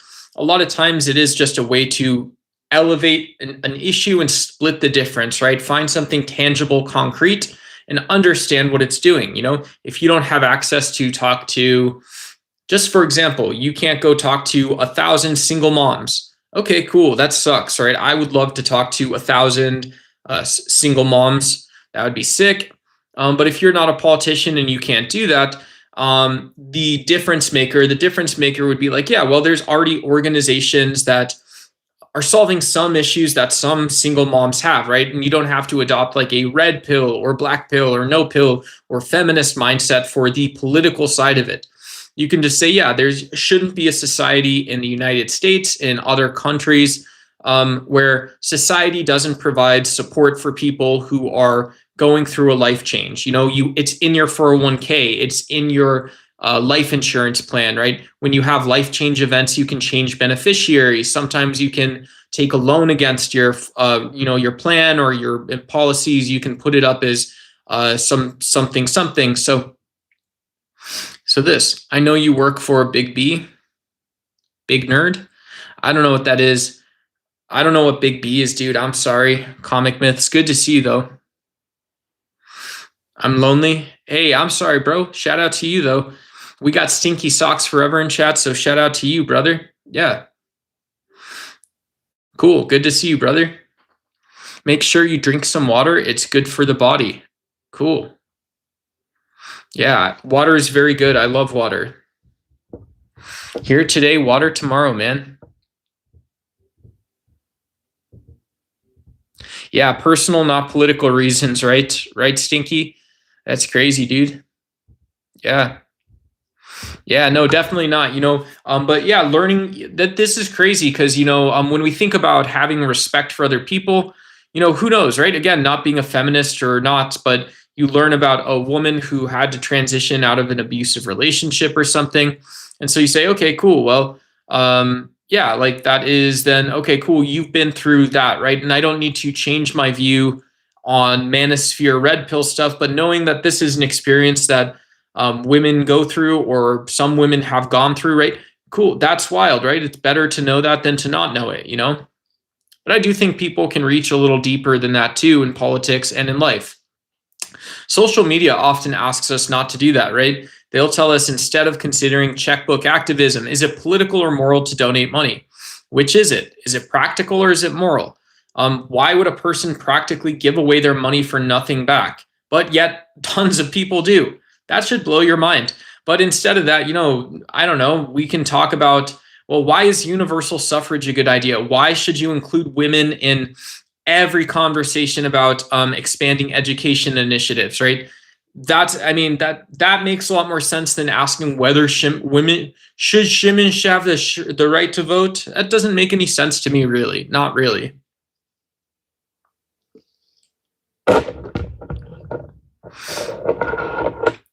Hey, cool. Yeah, good to see you, brother. Yeah, we can hang out. That's awesome, dude. Thanks, brother. You sure did take some pride in that username too, man. Stinky socks forever, right? It could have just been stinky socks, right? I could be broken eyeglasses forever because they're never going to be fixed. There's a pretty sure a crack, sure as the day is long and the night is dark. There's a crack in my glasses. Hey, what's up, Larry Wilson? Good to see you, Larry Wilson.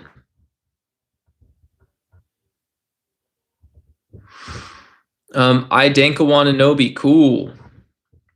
Have you ever met an iLady? I don't know what an iLady is. I know what Indonesia, a person from Indonesia. I've met e-girls. Yeah, I'm friends with an e-girl on Discord.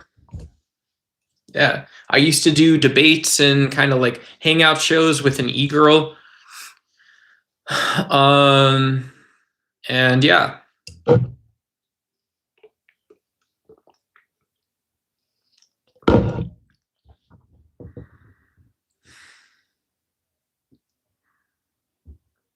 Yeah, Andrew Yang was a trippy case. I never liked Andrew Yang.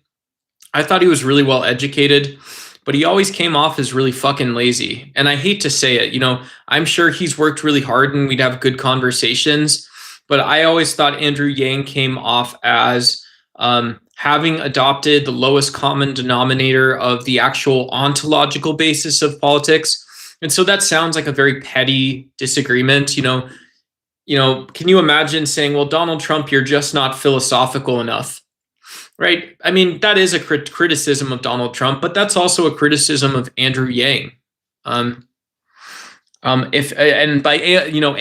I think I think AOC is philosophical enough, or her praxis since even very early in the Congress seemed to include a why. It included philosophy for what happens when it fails or what happens if it succeeds, right? What does it actually mean to succeed or fail when you are looking for end over end change?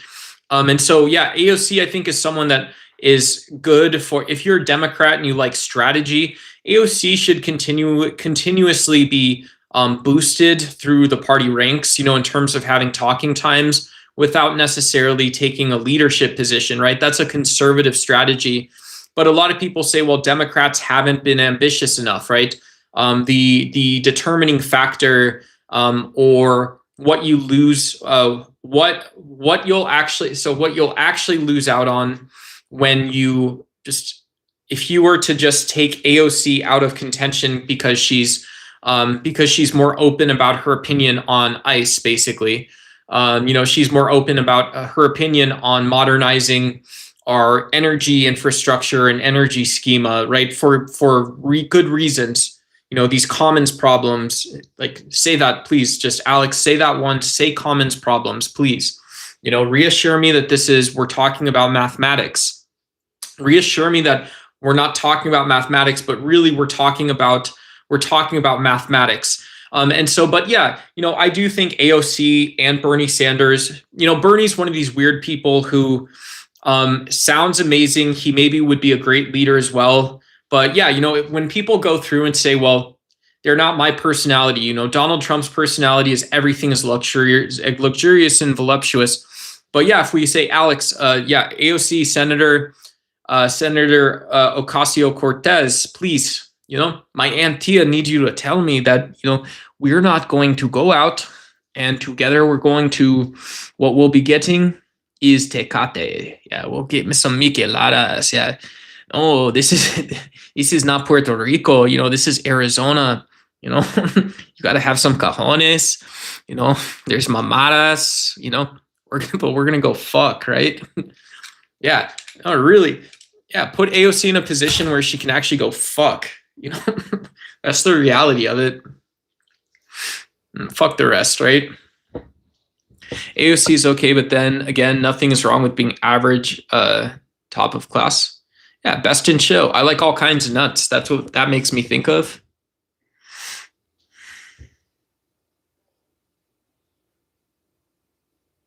Parts unknown. Hey, Truman. AOC is a DEI hire. Yeah, I mean, a DEI hire is any adaptation at the top or bottom of strategy. Yeah. So I don't agree with your syntax. And I also wouldn't think that the fixing it idea is worth pursuing, actually.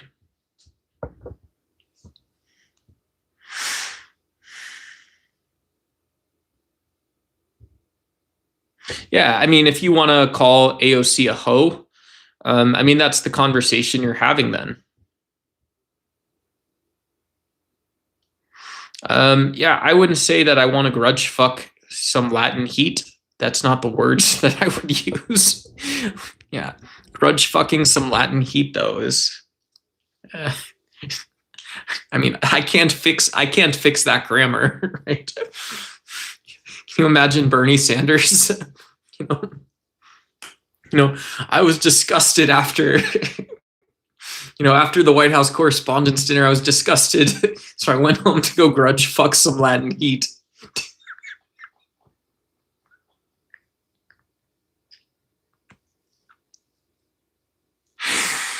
That is very funny, right? I don't know if I actually think it is funny. It is funny, dude. But yeah.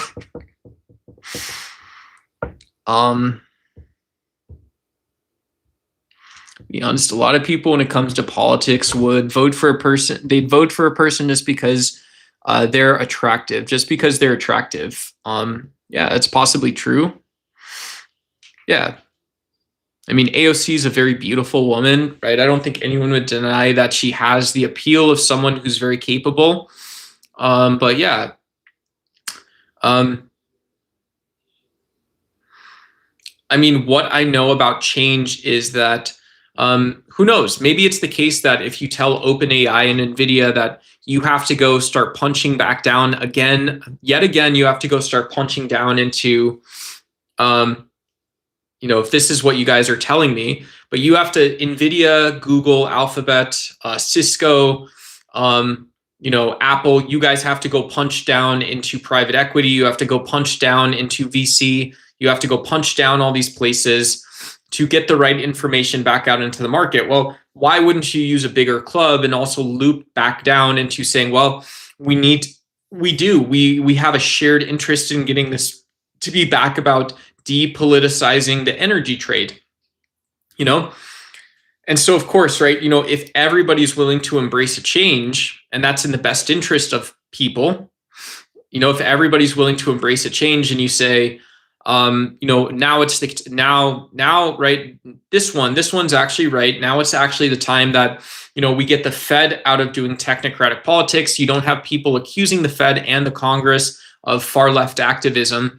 And then it's also the time that, with whatever may come or is going to come or will come, when you get risk, you get risk back, you start rebalancing sectors and the whatnot, right? Not because of technocracy, but the free market's going to do that at some point.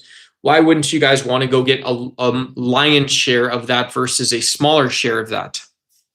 Who knows, right? It sounds like a bunch of bullshit, but I don't think that it is. If you can't mimic the Green New Deal, then what do you do instead of that? Hey, what's up? Good to see you from India.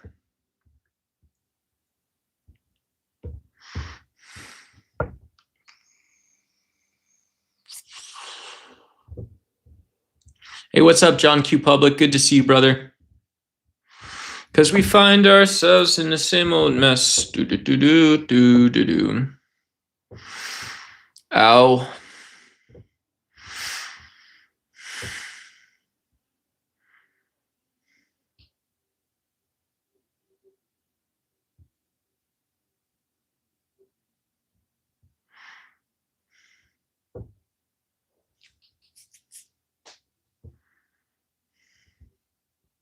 Oh, cool. Yeah, that's interesting. Yeah, that's interesting. You know, United States capital plays a big factor on what happens politically, right? So, you know, yeah, this is true because capital itself produces different biological behavior, and even right, and it's not just biological behavior; it is actually the environment using the same inputs in different places, producing different biological behavior,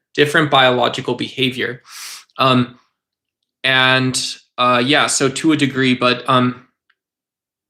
yeah, and so to say that, well, economics, I would say, ever since the Louisiana Purchase, it became blatant, right? After the Louisiana Purchase, you could be blatant and hire engineers. You could be blatant and fund Ivy League education, right?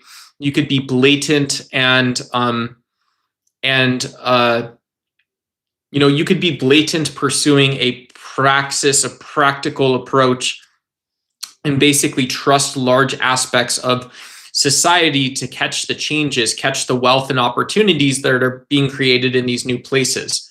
You know, and yeah, so it seems very unsatisfactory because, again, you know, you're assuming a praxis narrative becomes natural or somehow a metaphysical worldview, and so it doesn't produce the actual political result that you want. But this is also, again, or akin to, it's like saying that, well, if you have, let's say you have a description, you have a thing happening and you have a description of it, right? So, and so very basically, you have a description of a thing, and you know, you have a clump of cells and you can see what the clump of cells is actually doing or something like that, right? So in theory, this sort of layer of granularity here is, it's not because there's a pattern or a shape that is about the United States capital, or let's say the states having various market shares of circular and non-circular economies, right? That doesn't mean anything. That is, to me, that's useful and meaningful as the layer of work that people are going to go out and do, right? Those are things that are useful and meaningful, is the thing that layers of work are going to go out and fucking do. And it's also sort of a reframing or readjustment, right? You know, I don't know. I'm just kind of talking, but crypto going down. My thoughts on cryptocurrency going down is, I don't really know or care.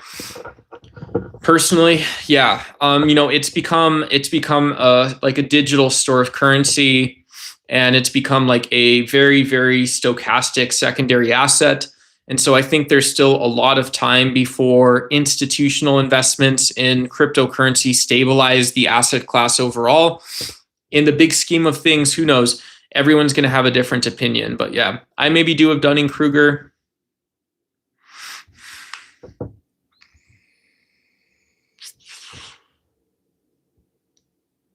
There's some companies that work in the tech sector. I do have some legitimate things, but 99% of all crypto projects are basically scams. Yeah, cool. Shout out, man. That makes sense. That makes sense. All right, guys, I think I'm going to tune it out for the night. I'm tired. Yeah, I'm tired. Good to see everyone tonight. And yeah, thanks, guys, for being here. Thanks for all the likes and all the support. And I will catch you guys later. Who knows? Maybe I'll prepare something for tomorrow, or we'll cover current news, other news, just do the same sort of bullshit, whatever comes up, comes out type topics and stuff like that. But yeah, like I said at the beginning of the stream, if you guys want to go give, if anybody here donates on YouTube, go give some Huskies, go give some Corgis to your favorite streamers. They're under the gifts tab. Yeah, they're a little more expensive, but they're very cute, very cool.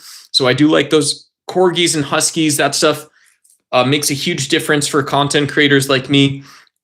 And yeah, hey, what's up, Bamcats? Good to see you. Yeah. And so, yeah. And yeah, and we should also stand up for James Comey. That's the last thing I'll say, right? I should have said that at the beginning, was the title of the stream.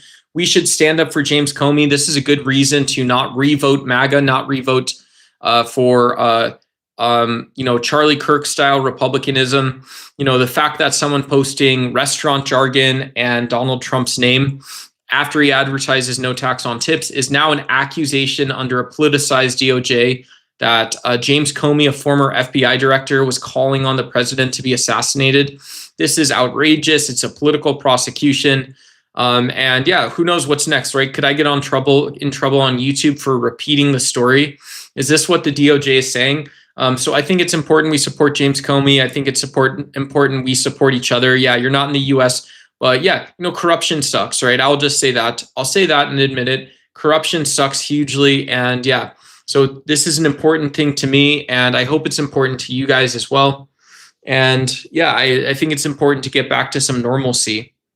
But yeah, I mean, if you guys have opinions, you guys have any opinions on the DOJ, if you guys have opinions on James Comey, anything like that, let me know, right? I'm doing a challenge. If I can get 20 streamers to say hi, if I don't get all 20 streamers by dawn, I'll have to blast "Welcome to the Jungle" on the way to school. Oh, dang, Bam Cats. Yeah, I don't know how you're doing the challenge, but shout out Bam Cats hyphen C2F. So hi, shout out to you. Hey, hi, Vincent's also saying hi in chat. Shout out to you guys. Good to see you. Yeah, great to see everyone. The over-financialization, the economy plays a big factor on many of the issues to start with. Cool. Hi. Do you think Trump will disclose alien technology to the public? Dude, Bruno, I don't think so, bro. Mike, I don't think so. I don't think it exists, man. I think UAP is a distraction from actual political crimes happening in our era. Crimes against humanity too, right? It's not just the Israeli-Palestinian war and what people will say is a genocide. And you can see the numbers, the death count rivals that of Iraq and Afghanistan. When you look at the urban combat, the deaths per day, it looks like very serious urban combat. It looks like a genocide. Iraq and Afghanistan, it's starving people. You also have especially Afghanistan. You also have starving people now. Now you have in Iraq too, right? Iraq leading to Syria, starving people. That's how ISIS started, actually, was starving people. You didn't know that. A lot of people think it was some guy, but no, you had people starving, and ISIS just coincidentally bought people in. How did they do it? Well, they had food, right? Who knows? Maybe they were scamming people, charging too much money for food, or they did the best they could. But what would that be like, right? Black market AK-47 food supplies. But yeah. Oh, thanks, Vincent. I really appreciate it. Yeah, it'll be great to see you around too as well, brother. Be great to see you guys around. What's the topic tonight? Yeah, the topic tonight, doing a little bit about MAGA's next batch of lies, and then politics, forgetting politics. You guys want to do some punk friend talk, whatever you guys want to talk about. I'm trying to catch a second wind here, I think. I was about to sign off, but I'm trying to catch a second wind, guys. So if you guys have any topics, you guys want to talk masculinity, you guys want to talk red pill, you guys want to talk culture, fashion, tell me my hair looks silly, you guys want to talk about broken sunglasses, let's go, baby. Let's go. You guys tell me what's next. ISIS took all the food that was airdropped by the US. Yeah, but I mean, that was also food that should have been growing in the ground, right? Yeah, it was food, right? That's the answer. That was food that is supposed to be growing in the ground, and it's supposed to be, available for people to buy the food, right? There's usually not, this is one of the silly things, is that if you have a different interpretation of what happens in agriculture, it's because you're at war, right? There's normally not that big of a deal about food. We're not in ancient Mesopotamia, right? Typically, there's not salting of the fields. Typically, farmers grow crops in order to go sell those crops, And so it's crazy. There's different problems, right? If we looked at the food scarcity and starvation problem that the US invasion in Iraq and Afghanistan created, you could also look at modern day wage and credit slavery that exists. It's rampant in Pakistan, rampant in India. And so when we talk about Pakistan and India, we're talking about very wealthy capital cities. We're talking about countries that have millionaires and billionaires. And so we are also, in the same sense, then talking about different problems, about failures, like really deep, persistent, pervasive failures in development. There's obviously talks of competition. and about like, delayed sectors, delayed industrialization, failure to be able to secure foreign investment or capital to expand those operations. Of course, right? But if we step down for just a minute and say, well, actually, more fundamentally in some sense, but also very modernly in the same sense as anything else, we should be able to be so honest about the impact of war in the world. War is awful, right? And why do we have war? Well, we have war because we built machines of war so you can go to war. Nigeria too. Cool. Yeah, I don't know. I'm sure there's people that could spend a lifetime studying the intersectionality of like developmental banking and, the impacts of like kind of informal credit networks or formal credit networks that don't really work, right? Probably both and stuff like that. Probably both, those are all really serious issues, questions, and some people have the answers. It's very interesting. Yeah. I think you're missing a lens. No, dude, I'm a Terminator. We waste so much food. If we jailed people for wasting food, everyone would be fed. Your glasses broke. Hey, what's up, D3 Labs, the creator? Shout out to the creator. Good to see you, homie. Good to see the homie in chat. Yo, what up, though? Destroy history and keep the population in check. Yeah. Old school Fight Club logic, right? Tyler Durden and his character Ed Norton, his friend Tyler Durden. So Brad Pitt and Ed Norton, characters in that film, they went and tried to. They did a lot of stuff. They wanted to sow anarchy, so they tried to erase like credit card history and all this other stuff. I think if that was the right movie, yeah. And so very, very wild stuff, right? Very whatever. But anyways, very wild stuff. I don't mean to like talk movies, but people do erase history. We forget that it's not just war that costs people lives and stuff like this. Who knows? It's the fact that, we go beyond that last stage of building or something. I don't know, dude. I'm tired, bro. I'm really tired. Hey, what's up, Trippy Grippy? Good to see you. Trippy with a Grippy. Good to see you, homie. That's funny, dude. Is that like a Bussy reference, or am I just kind of a goon? I don't know if I'm gooning or if you got a Bussy reference on your name, bro. I'm wilding, dude, though. I'm at like 2 hours and 30 minutes. I'm at like 6 hours today. That's a lot of time for me. So I'm gooning out. My brain is gooning out. Trippy with a grippy. Dang, bro. History is written by the winners. Cool. Shout out to them, right? Obviously, shout out to them. Proof of war is basically how the US dollar remains for the time being. Cool. Yeah, that also makes sense and stuff like that. Dang, guys, that's crazy. That's gnarly, bro. That's gnarly as fuck, dude. Yeah. Actually, the reality of what the US dollar has is the predominant cryptocurrency in the world is basically its military power and the ability to force people to use it. Dang, dude, that's crazy. I'm gonna put a quick message up just for, if anyone comes in and is doing donos. I don't know why I'm doing this, but maybe this will keep me on longer. Some stupid stuff. I don't know.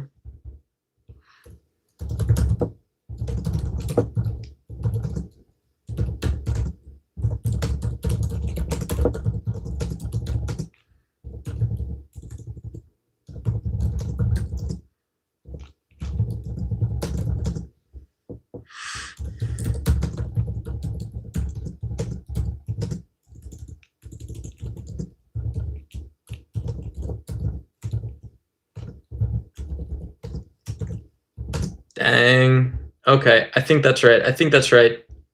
Sorry, guys. I don't mean to be super selfish, right? But I'm putting up this donation message, guys. I'm sorry for it. We'll do it this way. You guys tell me then what I gotta fix or work on or some shit, right? I gotta get if this is my job, I'll act like it and stuff like that. And also, yeah, just for reals though, So shout out to you guys.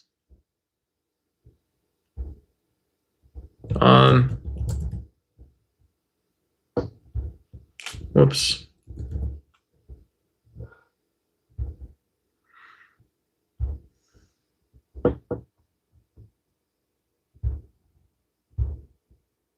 Dang, bro.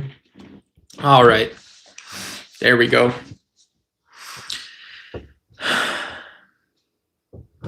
We wouldn't want to work with your phone, George Washington. If dentures were wooden, that's interesting. Yeah.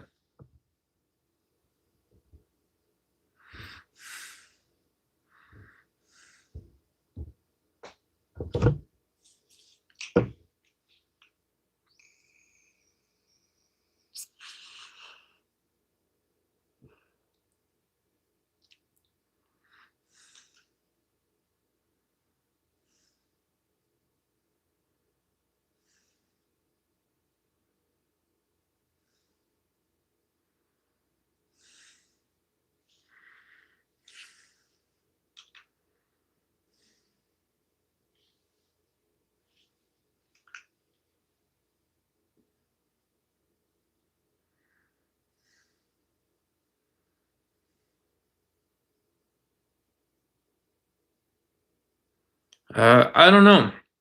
I don't know if they do. I'm not Canadian. When I was in Vancouver, Vancouver was all right. I didn't notice anyone on. Yeah, there's a large homeless population in Vancouver. Hey, what's up, Rebecca? Good to see you. Yeah, so Vancouver is just like that. It's very cosmopolitan. There's a lot of people. If you're walking around Vancouver, there's people. I worked at a company. One of my first employees, I believe she was like a Cambodian or something like that, or Chinese, or both. And then she's also Canadian. Then I had a couple British people working there. There was a dude from Mexico. Yeah, and so we were all in the same office. There are a couple other Canadians, and then we also had people in Egypt, Tunisia. There was a guy in France. Yeah, there's a guy in France, believe it or not. There's other French Canadians too. There's a dude in Tunisia, we had a couple guys in Mexico City. We had a couple people in like Guatemala and Ecuador. And so, yeah, we were like a very global company. And so, Canada's, some people would say places in Canada are very cosmopolitan, like big cities. Small cities in the US, it might be weird if you are in a room with 4 people from different countries. But for other people, that's like, oh, cool. Yeah, that's like an icebreaker topic, maybe, in New York City or Los Angeles. If you meet someone and they're like, yeah, I'm from Laos, or, whatever. I'm from Poland, I'm from Russia, I'm from South Africa. I'd be like, oh, cool. That's awesome. What's that like? And then was there something else we were supposed to talk about? And yeah. Yeah. So that was my grand experience with that. I don't know about Goonin and Thizzin though.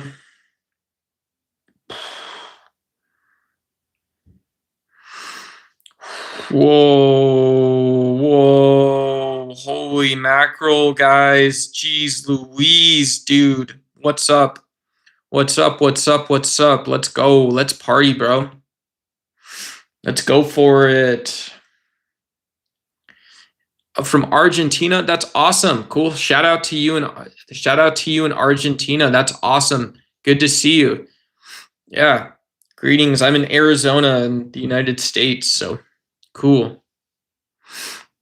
One of my friends in high school, his dad was Chilean. In Argentina, but not Argentinian. Greetings from I praise Jesus in the moonlight. Cool. Shout out to you. Oh, Vincent in Chicago. Heck yeah. Someone asks if I'm excited right now. No, that would be a negative, right? That'd be negatory. I'm watching from Chicago. Cool. Cool.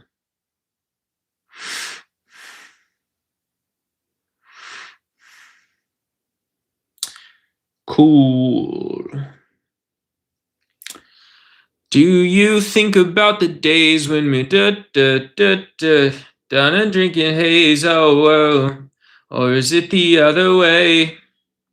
Come now, spin around with me. Got your favorite something singing on my TV. So, impeach Tangerine Palpatine. Oh, if you're in Chicago, what time is it? Yeah, it's past midnight. So, past midnight. Yeah, Chicago's still on that East Coast time, aren't you guys? It's not Central, is it? Is it Chicago Central? I praise Allah in the sunlight. Cactus Jack. I know you're lying, bro. I know you're lying, bro.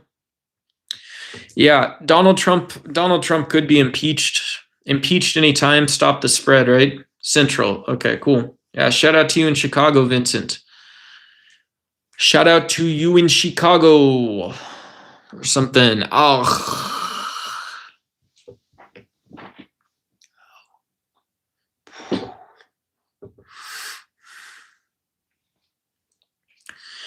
No, dude. You got to cut the noise. You got to cut the BS. Enough of the BS, bro. Nobody likes Famunda cheese. Nobody likes Famunda. Freaking. You guys want to learn about Indonesia? You guys want to learn something about Indonesia? This is...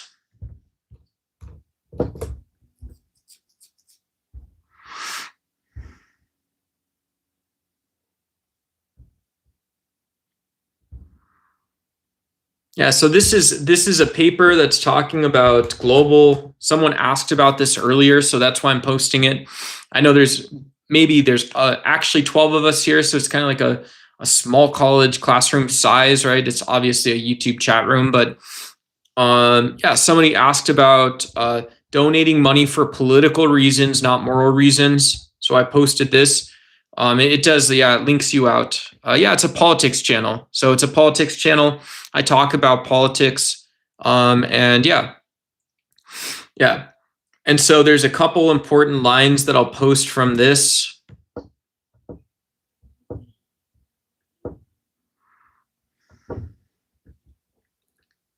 Okay.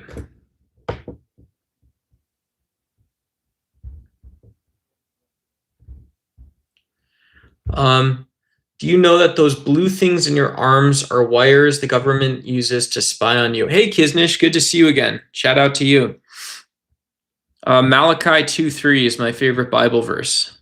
Start the lesson about Indonesia. Okay, let's start with this.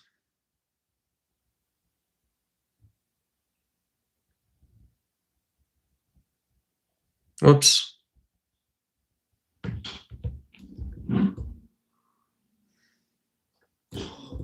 Okay. So here's the framing or the lens for this article. So do you guys know what a civil society is? So civil society is not elected government positions. Civil society is the ways that people organize and activate themselves. They have politically significant sort of actions, right? It's politically significant actions in society, right, without being elected. So it's very core democratic behavior. Civil society may be something like nonprofit groups. Civil society may be things like Mothers Against Drunk Driving, right? Mothers Against Drunk Driving.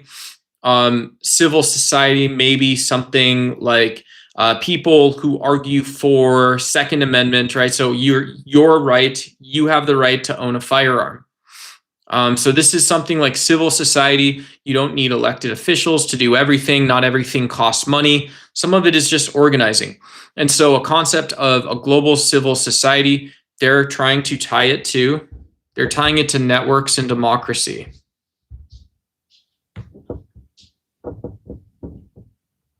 Okay. So this is the next one. Hey, Wilmac. Yeah, and so you guys know, you see him on the news. You'll see, like a Charlie Kirk kind of guy. Charlie Kirk maybe said that participated in civil society despite not doing it very well. And then so what they're saying is that when you talk about civil society, about maybe cosmopolitan citizenship, or you talk about civil society about, well, who knows?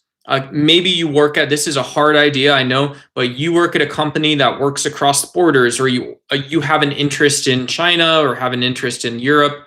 You have an interest in BRICS and your own democracy and things like this, or something like this, whatever. So there's ways that people can perhaps build a civil society that doesn't have anything to do with local political issues. So this is what they're talking about. And they're talking about these network society, a network society in the modern age. So they're talking about the ways people are connected. You know, that's what a network is. Networks are graphs.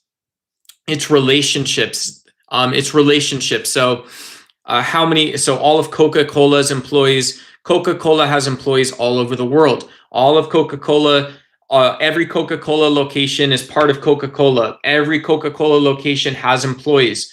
So you have layers. You have layers. You've set down, and for economic reasons, perhaps made Coca-Cola with multiple locations with people, right? And so that's a small network. So they're talking about network societies as civil society, you know, either as or like a civil society or something. And they're saying this is how deep this is. This is like, we won't do this all the time on the channel, but if you guys like it, I like talking about it. Maybe we do more of this, or we do it, whatever. We're doing it now. So anyways, it's also true then they're saying, well, you have a network society, you have global civil society. It has to be a democracy as well. So it also has to be a democracy. We're talking about constitutions. We're also talking about Westphalian nation states. So we're talking about geopolitical realism, maybe, or something like it. Perhaps we're talking about neorealism, something like this. We're talking liberalism. We're talking about some idea where maybe both the structure, the empirical sort of nature of, and also maybe the ideals or values of a democracy are there, right? You have things you're allowed to have and can't have. There's normative values in this democracy. You know, perhaps there's normative things. And so, yeah, so in another way, this is saying that, you know, it says exactly what it says. That's what the author wrote. But it's like saying that as we connect ourselves, people have to do civil society within a democracy. You have to be going out and catching and still not breaking democracy, but you're doing things for global reasons. And and you're doing things in such a way that it's still built for like this sort of graph conception of a society. So perhaps something you don't do is, well, Charlie Kirk wasn't participating in this type of global civil society because Charlie Kirk didn't value democracy. Charlie Kirk doesn't value democracy. He valued theocracy. Charlie Kirk didn't just not value democracy. Charlie Kirk valued racism. Charlie Kirk valued the military applying force in a patriarchal way, right? These are all anti-democratic ideas because there is no shared citizenship. There's not a universal definition of citizenship. So Charlie Kirk was not democratic. Charlie Kirk could not participate in a global civil society. Charlie Kirk could also not be part of this type of a network society, right? Charlie Kirk could not be part of what the author says is the most explicit instance of a network society. Hey, what's up?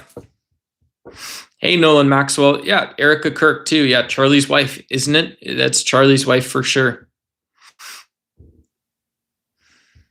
But yeah, the article I posted is looking at Indonesia. And so, you know, an example of this, who knows, they're looking at Indonesia and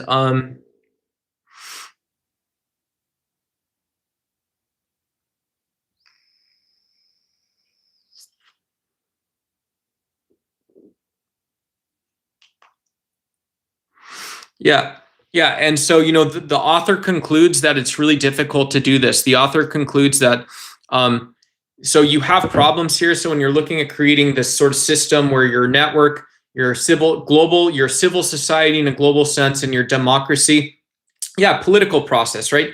In a very obvious sense at this point, you have people in government that want to either keep power, or they have there's a practical consideration of underlying why they keep going, right? Why they're going to keep going. And so you have actual networks and civil societies working and breaking. You have this feedback loop and these values supporting each other. Staying in place or pushing forward is breaking because of violence in the political process, because of anti-democratic political process. So the author says checkbook activism is what saves this. This means that typically wealthy or middle class, right? Wealthy or management class bourgeoisie, but management class or a middle class. So this author suggests that a middle class or a management class can donate money to political causes and interrupt political disruption of the democratic global network society. Global civil societies operating as a network society that promote democracy can be disrupted by wealthy donors, right? And so this seems to lead into liberalism, research in liberalism, saying, well, one mechanism that can prevent the unpreventable from winning or from being voiceless on the other side is that the middle class can donate money. And this is a way to, so if you ask, should you donate money for practical reasons or moral reasons? Well, this is a practical reason you might donate money to causes. You know, if there's a free speech group for journalists, you would consider donating to the free speech group.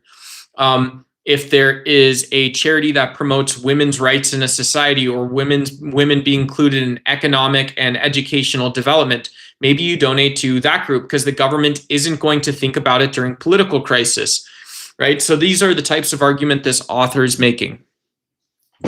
Cool.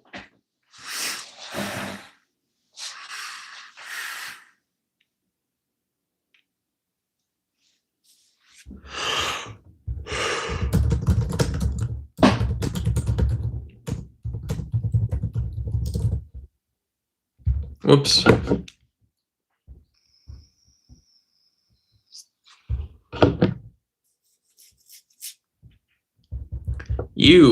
I got this sort of wrong. Okay, whatever. I'll go F myself.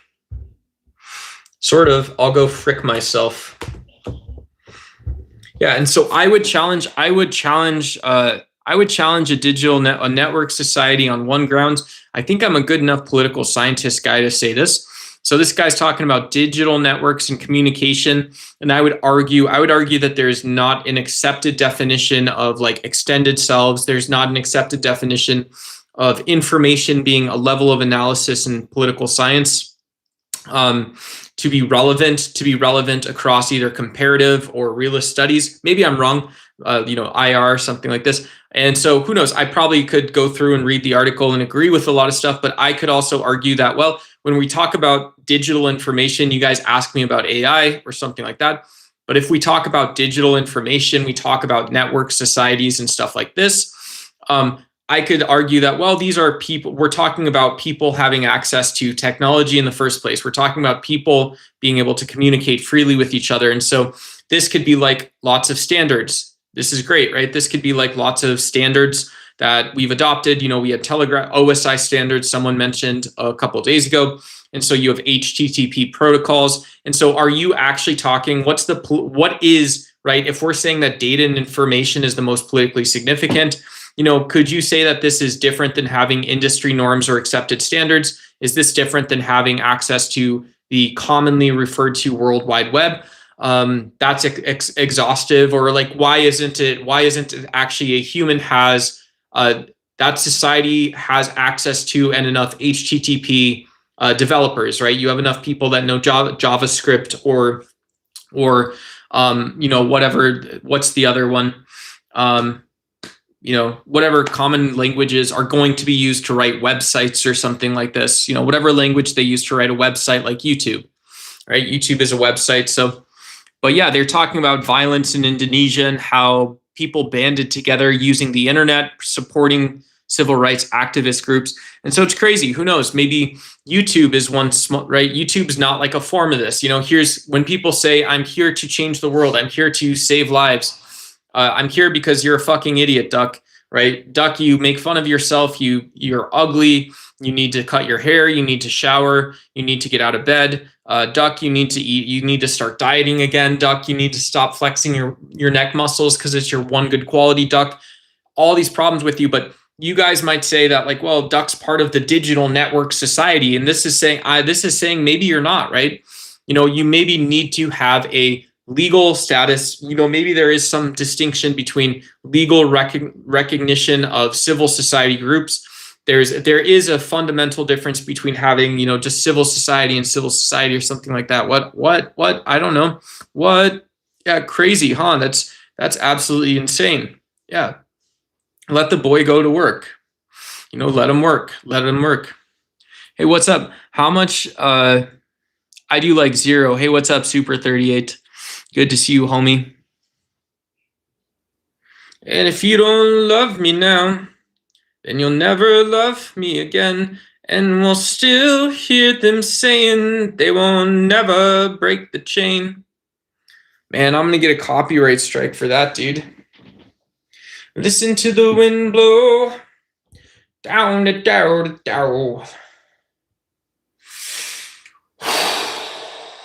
And if you don't love me now, you'll never love me again.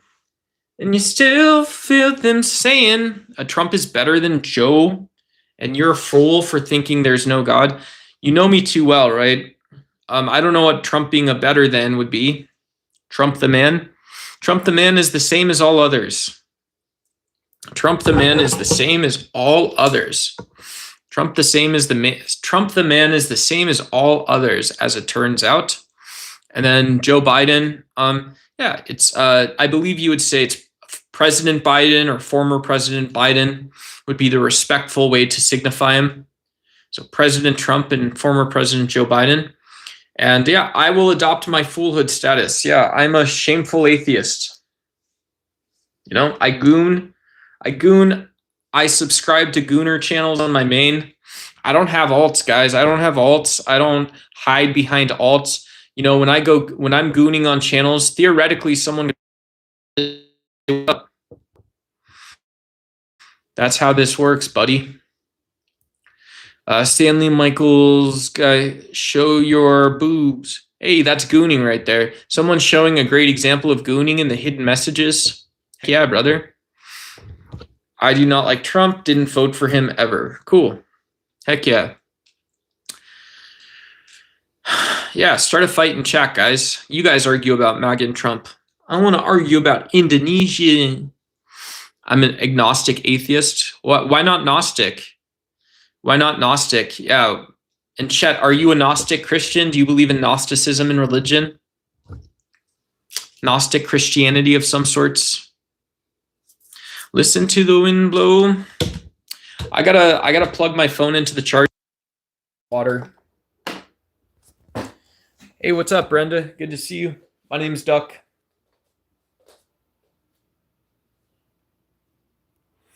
Yeah, President Trudeau is who knows, maybe he's like a really nice, decent guy and stuff like this, but yeah. How do you think he would do if you dropped him in the PSA vault or the Tiffany store in Paris, France, Brenda? You think he would still be doing okay? You gave him all that stuff? I don't think he'd actually be doing that well if you gave him more, to be totally honest. Ms. BD, listen to the wind blow.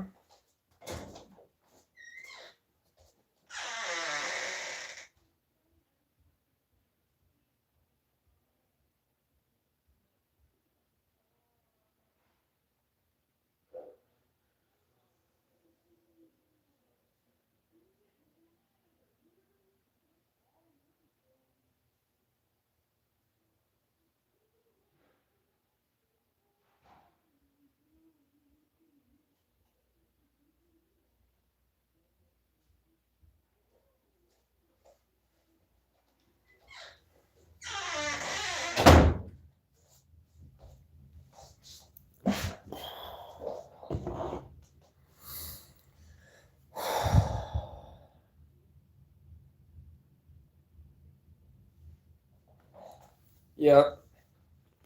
I mean, knowledge claims about, yeah, I mean, so it's a knowledge claim. It's a knowledge claim about the supernatural as well, right? So supernatural claims maybe have the same justification, saying I feel some way about it, or I saw it, or I can logically reason about it, and they may not, right? Who knows? And so it's asking, objectively, it's asking, how do you know about the Wolfman or werewolves, or how do you know about ghosts and ghouls and goblins, or how do you know about God, right? How do you know about God? You know, and so on both sides, atheists and Christians should be able to not laugh and take that sort of criticism. You know, so should Muslims and Jews. So should the Hindus. Yeah, all the beta chodris, all the betas in chat, all of the betas. Cubby Cushy Cubby Gum, what up, everyone? Good to see you. I see you. I like you too. Cubby Cushy Cubby Gum. Now it's time to have some fun. Let's go, baby.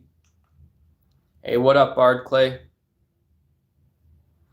Agnosticism is, on the other hand, saying it's believing there are no God or gods, but it's impossible right now to know. No God or gods, but it's impossible right now to know. Yeah, and it's also, yeah. It's also, yeah, it's impossible, and it's also away from experience, right? In some sense, it does the thing you said exactly. It also avoids experience, right? It avoids having experience.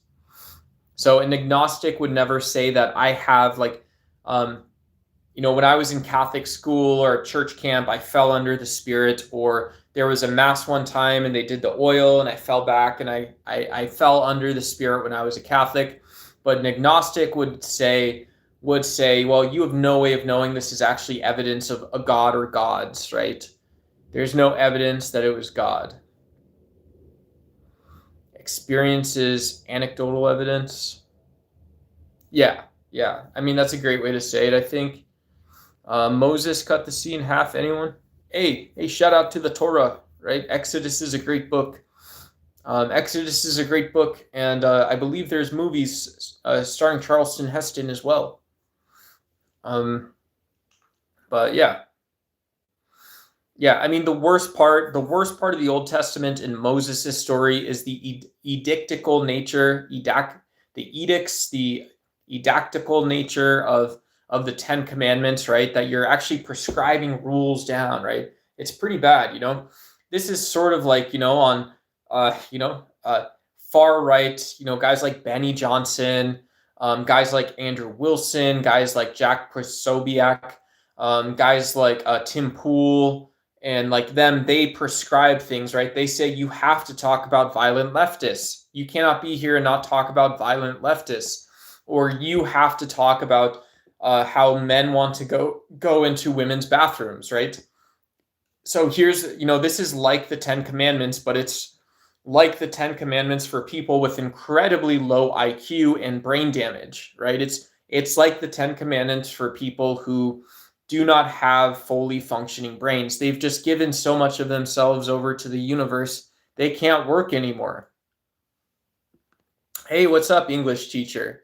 Good to see you, English teacher. Cool. Yeah, I went to Catholic school for a couple years, so maybe you were my English teacher. Yeah. Hey, are you sure about that? Hey, just say what you want to say, right? Wouldn't that be the proper Catholic way of doing it, as far as I'm aware, is not prescribing, but yeah, why can't you have dignity about offering an opinion, or am I being sensitive? I don't know. We ain't doing a beatdown. It ain't a beatdown yet. We can do the debate if you want it to be. Yeah, I was very Catholic. I defend the Catholic tradition sometime. 12-year graduate, cool. Heck yeah. Congratulations. Yeah. My mom has a master's degree from University of from San Francisco, so she has a master's. Oh wow. Yeah, you and my mom would be friends probably. She's a brilliant person. Yeah. She's a brilliant person. But yeah, congratulations.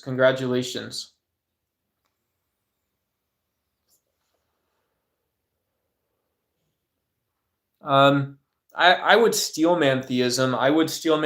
But I'm not really. Not really.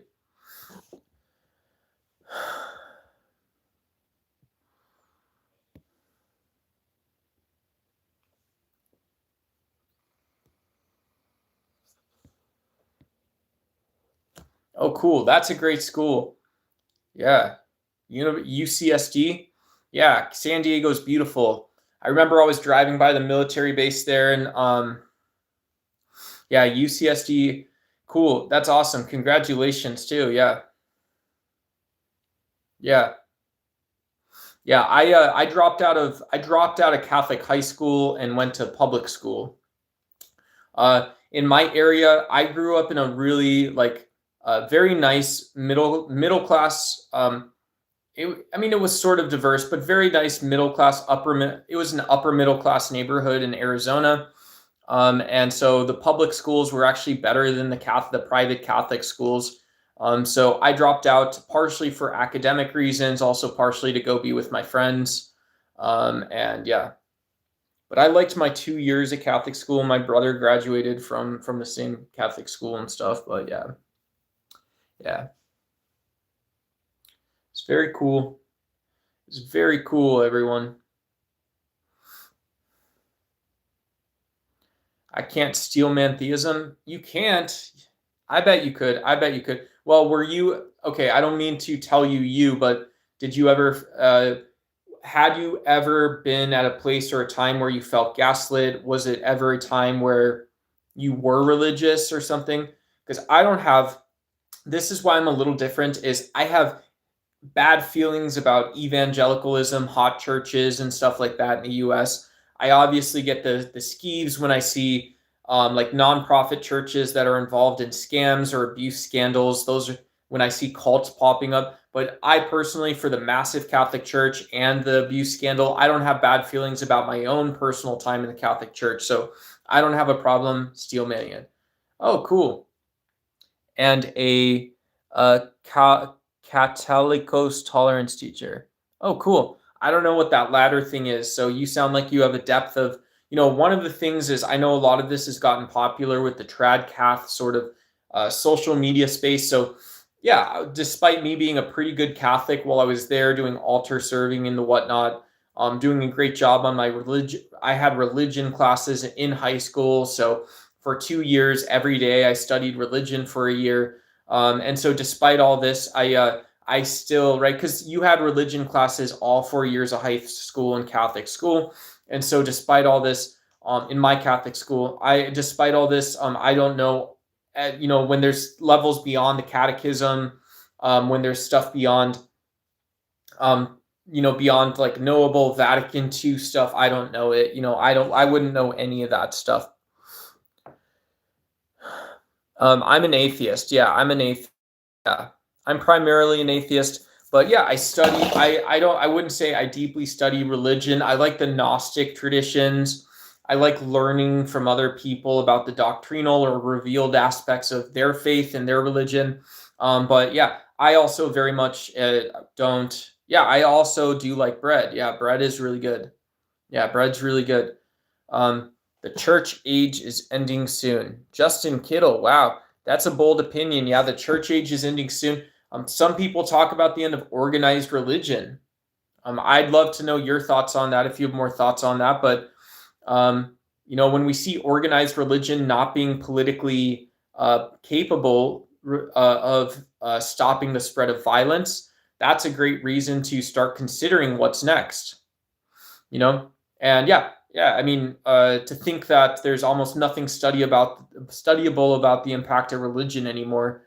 Some people might say, well, it's happenstance. It's a curious oddity for the last 2,000 years that people were religious. I'm an atheist, right? I'm an atheist, of course. I survived anti-Catholic narrators, not hate, but explaining the non-Catholic evangelical leanings. Explaining the non-Catholic evangelical leanings. Cool. Yeah, that's pretty cool.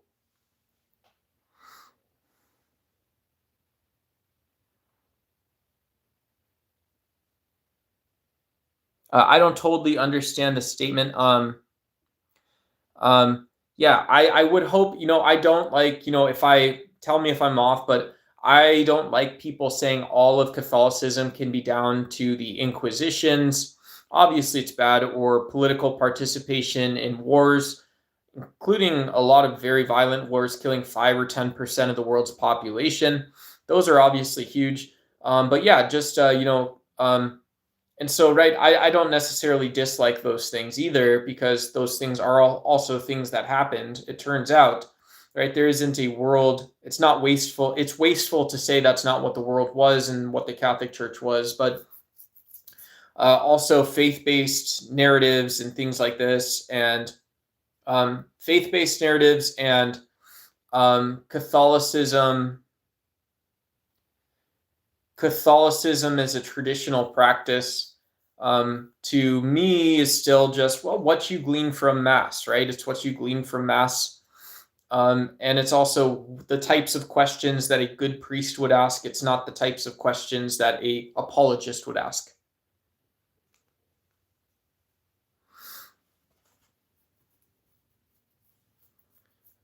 Oh, I didn't get it. Yeah, I'm an atheist. I'm an atheist. I don't believe in God. I could be considered a Gnostic atheist or an agnostic atheist, either one. I believe the future of the human race is liberation of the individual, nature and government. Unfortunately, we are more likely to go backwards into a neo-modern dark age. Cool. Yeah, that's awesome. That makes sense.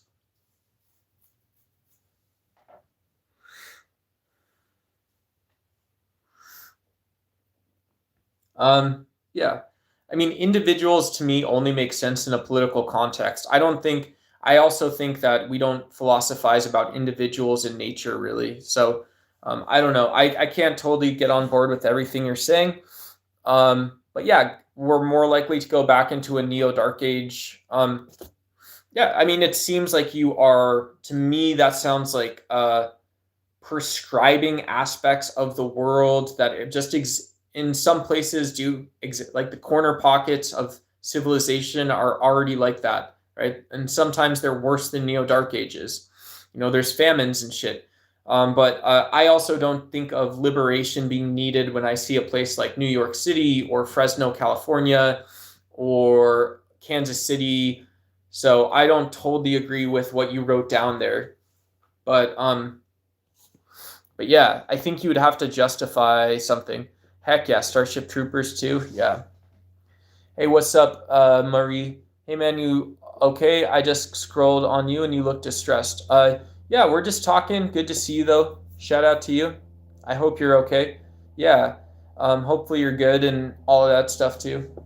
Yeah. I do. I want to become the 21st century damsel in distress, right? Because I am a feminist. Nemesis.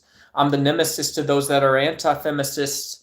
And I rhyme and I cook and I clean the best in the nemesis. My grandma, mama.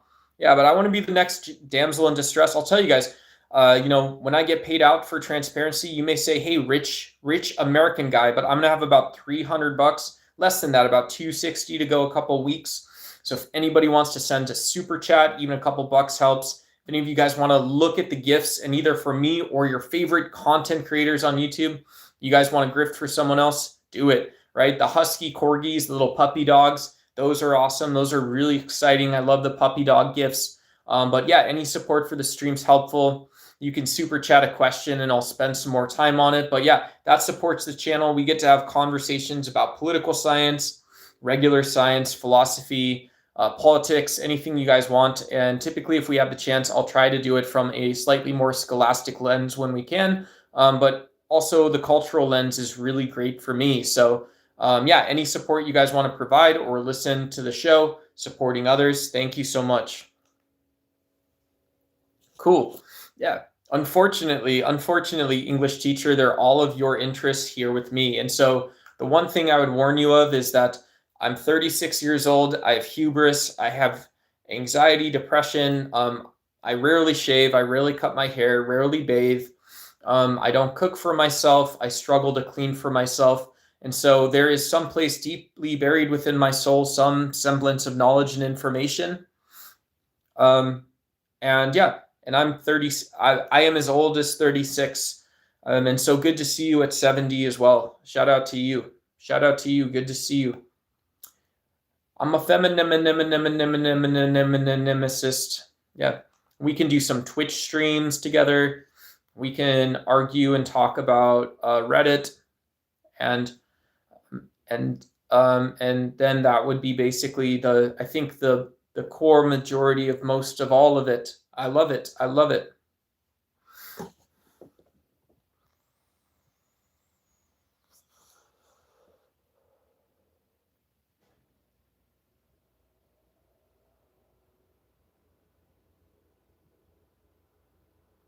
If you are Catholic, you are to accept people, not their beliefs in the tenets of the canons of the Catholic Church. Oh, okay.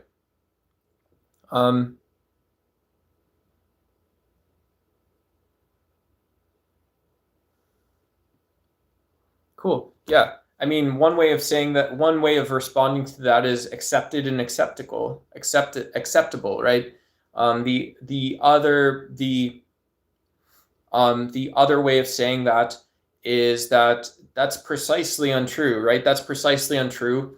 The Catholic teachings on spreading the Catholic faith are very thin and themselves run into other considerations, right? So why is it the case that even pro-life activism in the 1980s and 1990s and 2000s and 2010s, right? Pro-life activism was not this widespread college effort. Pro-life activism was typically a couple older people and a couple crazy fucking young people. And why is this? Why? Well, because if you're doing something, you're spreading the gospel, you're spreading a message that's about not murdering people, but you also don't have dignity. You don't treat those with dignity or respect who are getting abortions or providing that service, right?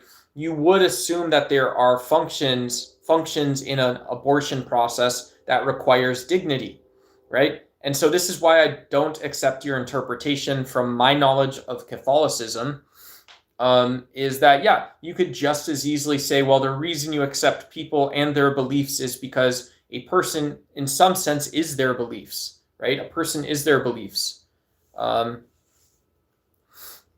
If you don't mind explaining what you mean, you don't believe in the individual. Yeah, what is an individual in nature, right? If I go for a run, let's say I go for an actual run, I go for my actual run, and I see 100 mosquitoes getting hit by a car. I see 100 trees. There's 100 more trees that landscapers are cutting. And then I myself am running and I see 50 or 100 other people, right? In just walking through nature, why does it make sense to categorize those beings as individuals? Why does it make sense, right? It makes sense to me from a nonviolence or a vegan standpoint because I don't want to kill bugs. I don't want to see someone driving their cows to the slaughterhouse. I also don't want to see people going to work at a menial job that is slowly killing them and numbing their brain, right? But we live in that world, right? We live in that world. So those are individuals to me. Those are individuals, but to me, because there's so much context in there, I'd prefer to stay on the ground that, well, individual is a constructed or it's a concept or it's a category that we give to ontology. It's not actually a thing that exists in nature. And so in society, right? So that's what I mean by it. And then for politics in society, right, you have to operate with individuals because you count the number of votes, you count citizens, you count people's opinions in pew polls, you count in 2002, you would count how many Muslims say that a greater jihad against the West is possible, or you would also count the violent, imperialistic, genocidal beliefs of Christians in the United States towards Muslims around the world. So you would count religious intolerance in those times. So in politics, there's no way to get rid of that individual. Everything is political on the basis of an individual, in my view, and from the lens of American politics. But in a philosophical sense, I don't believe in individuals. I have experienced many phases of politically or docilely. I'm Native American. Oh, cool. Shout out. Indigenous and a history of other cultures that force control. Oh, cool. Shout out to you. Shout out to you. I just heard a very famous, right? I'm not trying to bring it up, but I just heard a very famous Native American actor got arrested for the man who runs with, what was there was a movie, The Boy with Runs with Wolves, and one of the main actors got arrested for allegedly multiple sex crimes over the last couple years. You need a life. You've been here for 20 hours. Get a job. Get a job. Okay. Yeah, probably. Yeah, I've been streaming for about 4 hours. For about no longer than that. Today I've been streaming now for about 6 hours and 40 minutes. Yeah. Yeah. So I have fun. I like streaming. I don't mind being up here, guys. If there's people that like staying for a couple minutes or dipping out, you guys want to talk to the crazy looking guy on your screen? Let's have a talk. I got my comfy blanket behind me. All this other stuff, you know. I'll scooch over to this side so you guys can see me. Absolute bum. Hey, you're good, dude. You're good. I hope I'm okay as well. Shout out to you guys though. $8 ain't it, baby? Yeah, shout out.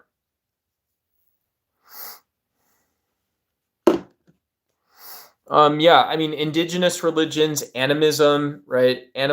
So animism, you know, just the view of self and others as having a life, but not like anthropomorphizing it, you know, more the sense or empirical perception. Those are cool ideas, right? Those those go against or challenge religion in my view too. You don't have to be Christian.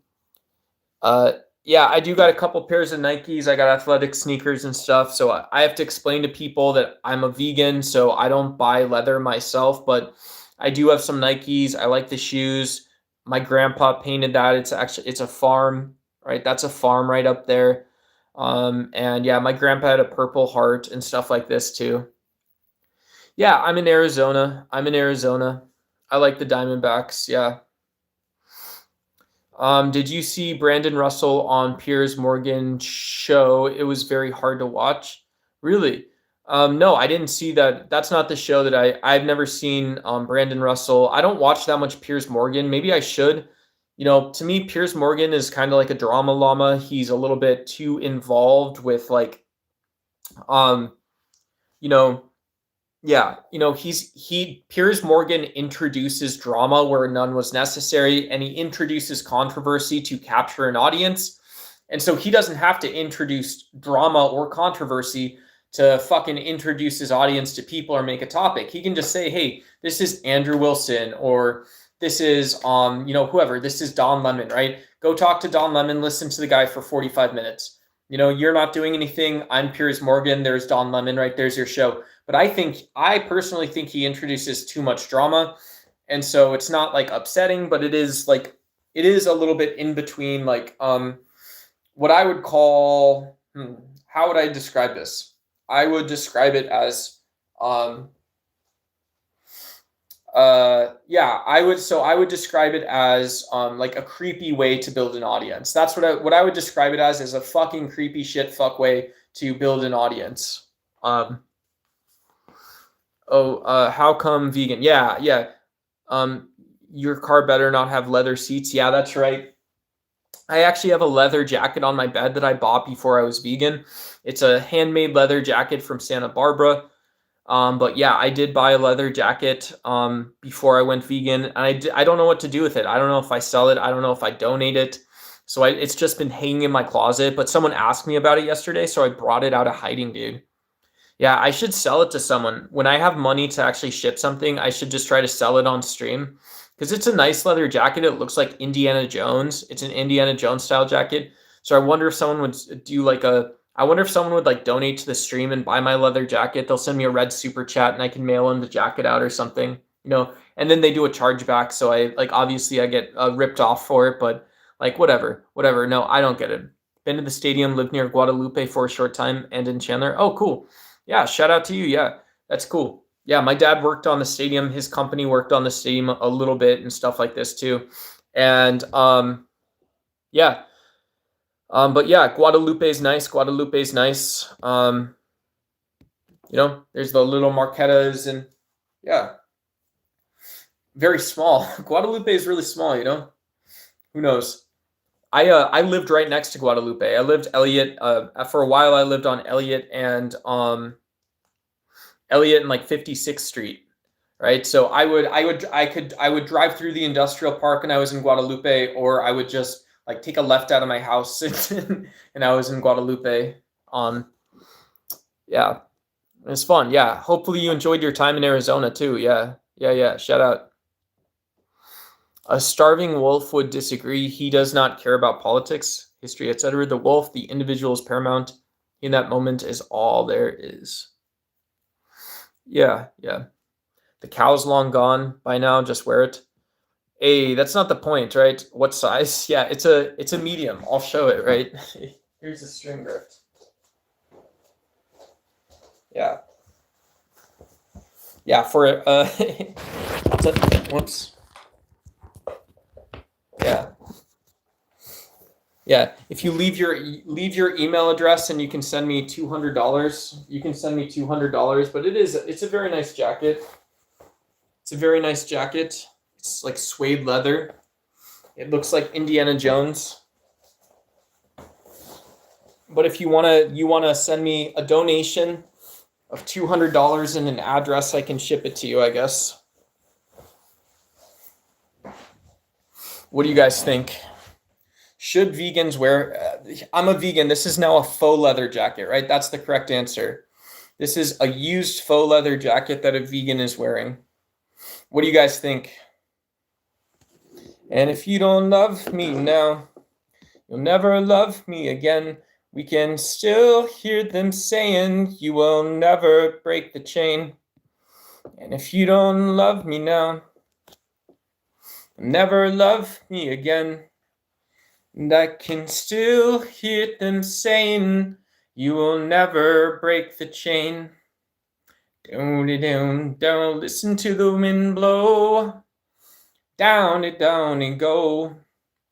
I don't feel like myself, man. I feel a little better, but I don't feel like myself. That's what's up. You're a vegan? Yeah, how do you feel about seeing a vegan wearing a leather jacket? Listen to the wind blow. Here we go, guys. There's the fit. There's the fit. You guys wanted the fit complete?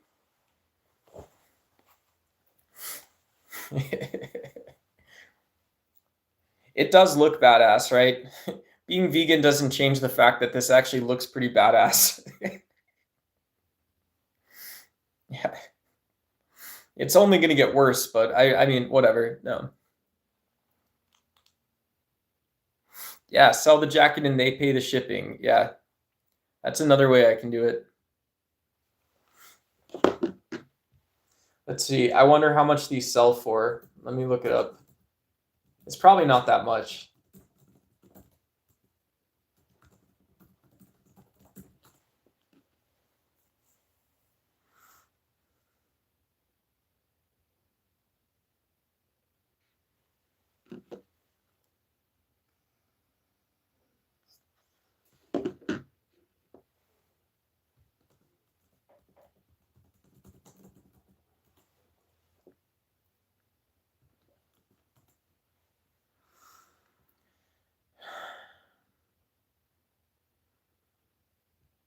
Let's see. Somebody in Canada is selling one of these for...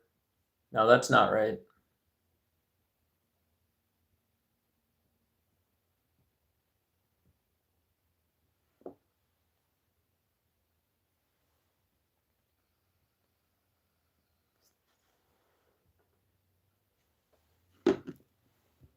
I don't know.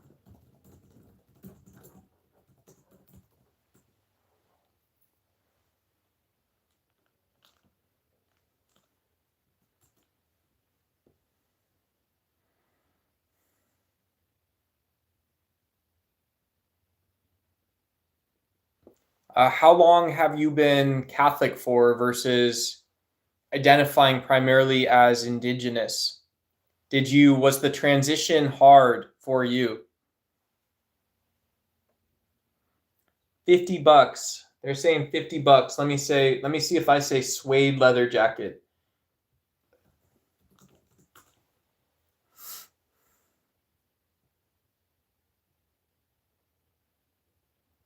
Okay. Well, who knows? Maybe a little bit more.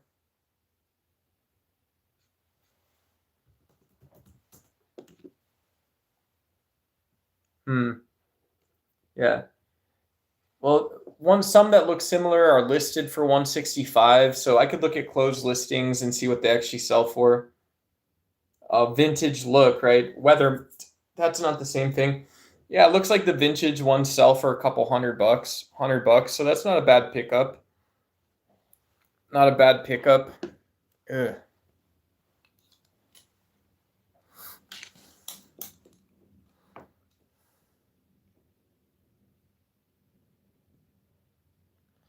Oh, Luis, yeah, maybe I'll check it out. He's relevant. It seems Donald Trump is thinking about looping him back in.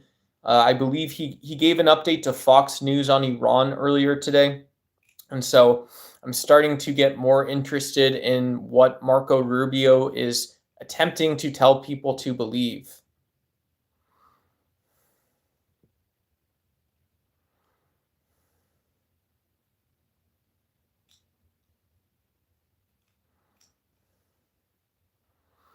Yeah. I mean, we can take out and put down some of the metallic sort of functionality, I believe, of the war, right? This is a war fought with planes, trains, automobiles, and all this other kind of stuff, obviously. Like, I mean, I don't mean to sound so stupid and stuff like this, too, but I would also say, um, um, I would, I would contend, I'd contend that there's a different type of robustness with the way in which Trump and Marco Rubio have promised us that we can go fight violence, right? And I don't mean if that to be condescending in any sense or something like this, but yeah.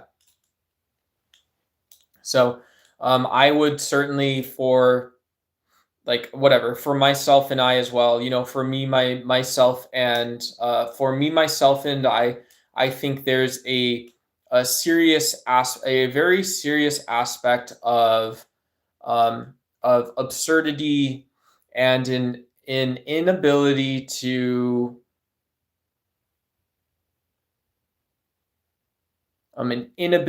show appreciation for meeting other people. There's an inability that I have to meet these sort of political actors that Donald Trump wants me to meet as a vegan, right? I'm a vegan wearing a leather jacket. So what am I? I'm a fucking asshole, right? Other people are good people, right? And this makes sense. Other people are good people. Donald Trump, though, he as president and as secretary of state, Marco Rubio and Donald Trump do not get to be just a good or a bad person, right? That language and the type of judgment it entails does not apply to them, right? Definitively. What have you learned? Are the things that you've learned about the nation state? Are the things that you've learned about society? Are they about 9 billion people, right? If your lessons are not about 9 billion people, if they don't contain perennial or religious type wisdom or cannot be spoken of in such a way and cannot be applied practically, then in the present moment, they are worthless. In the past, they are worthless. They are worth something in the sense that they are applied some way. Other than that, it is worthless. Marco Rubio's turning into Trump's babysitter. Yeah, possibly. Yeah, why not? Why not? Why not? Free Palestine, fuck Trump, someone says. Yeah. There's 9 billion people on planet Earth. Uncle is better than Bana. 1777. I want another 1777 moment. I want the moment after 1776 where we all got along. There was a moment in time where nobody wanted to fight. There was a moment in time where everyone just got along.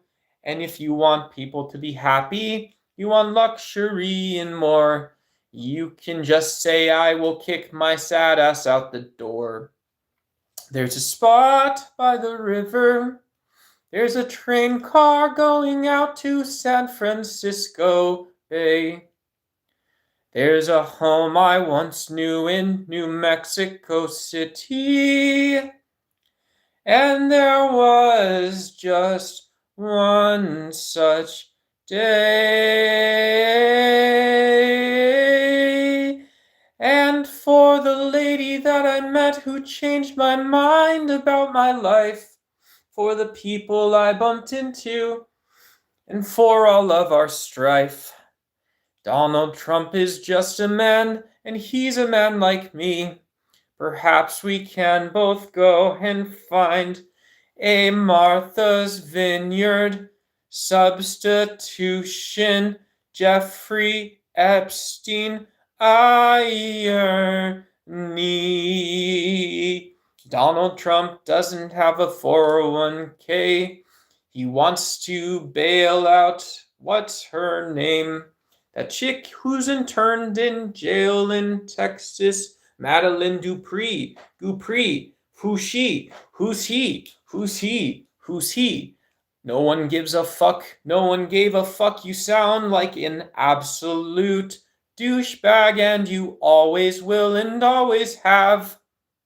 And why is that? Well, because maybe it's just the case that after about 30 or 40 years, that is just what you are, buddy.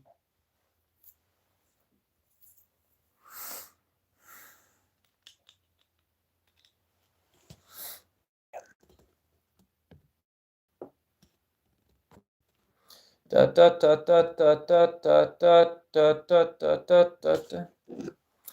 never seen other answering questions. They don't even try to answer any questions. Trump is our leader, not the rest of us. What? That doesn't make any sense. That's not even English. What does Trump is our leader, not the rest of us actually mean? It doesn't mean anything. That's the skip to the middle part, buddy. Do you guys ever, prior to OnlyFans, when you guys were browsing LimeWire downloads or old, Gooner websites, like Pornhub and stuff, did you guys ever just skip to the middle of the video, right? So skipping to the middle is a like Gen Alpha, Gen Z phrase, which means that like if someone says Trump is our leader, not the rest of us, you can skip to the middle. Hey, good night, English teacher. You can just skip to the middle, and the middle of that one isn't like this chick cranking down on a dude or two dudes cranking down on each other. Skipping to the middle of it is it just doesn't mean anything.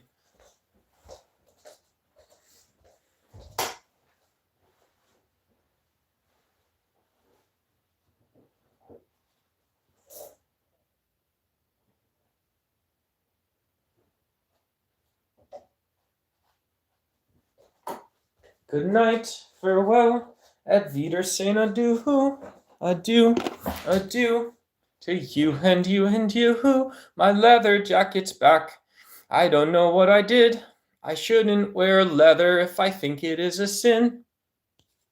Goodbye, farewell, at Wiedersehen, adieu.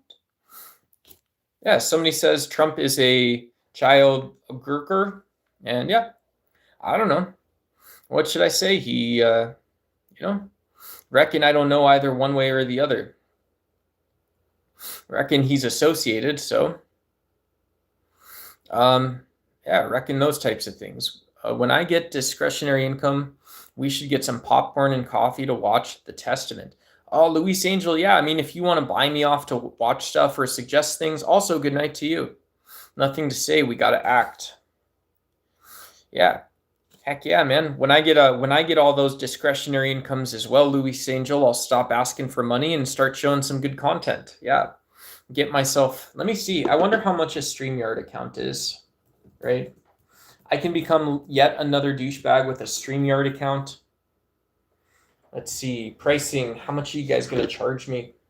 Oh my God, dude. This is insane, bro.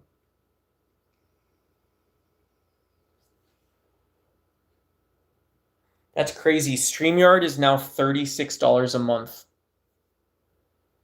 $36 a month.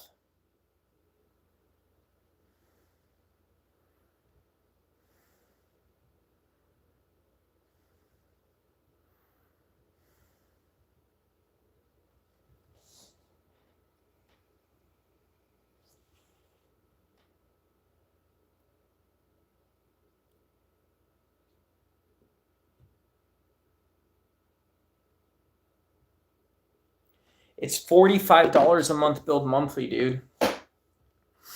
That's crazy. Yeah, I can't afford that. So I cannot use StreamYard for sure. Let's see, how much is Restream now? Probably the same price. Yeah, StreamYard is still $16 a month. StreamYard is still $16 a month. So, yeah, that's crazy. Whatever. Goodbye, farewell. But I want to do panels too. I want to do panels. I could just restart the stream with a StreamYard or something.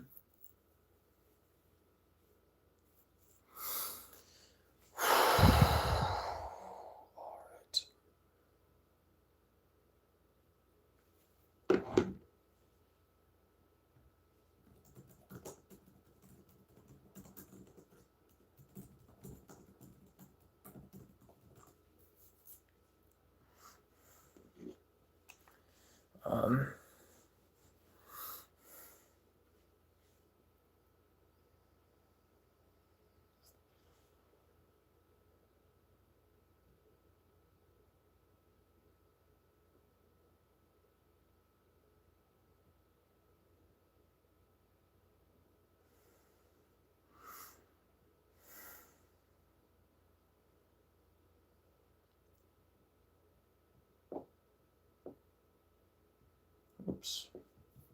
Yeah. All right, guys, I'm going to go to sleep. I'm tired. I'm going to make some food. Thanks, guys, for hanging out. Thanks so much. I appreciate all you guys. And I will catch you guys sometime tomorrow. Thanks for chatting. I'm Duck. See you later.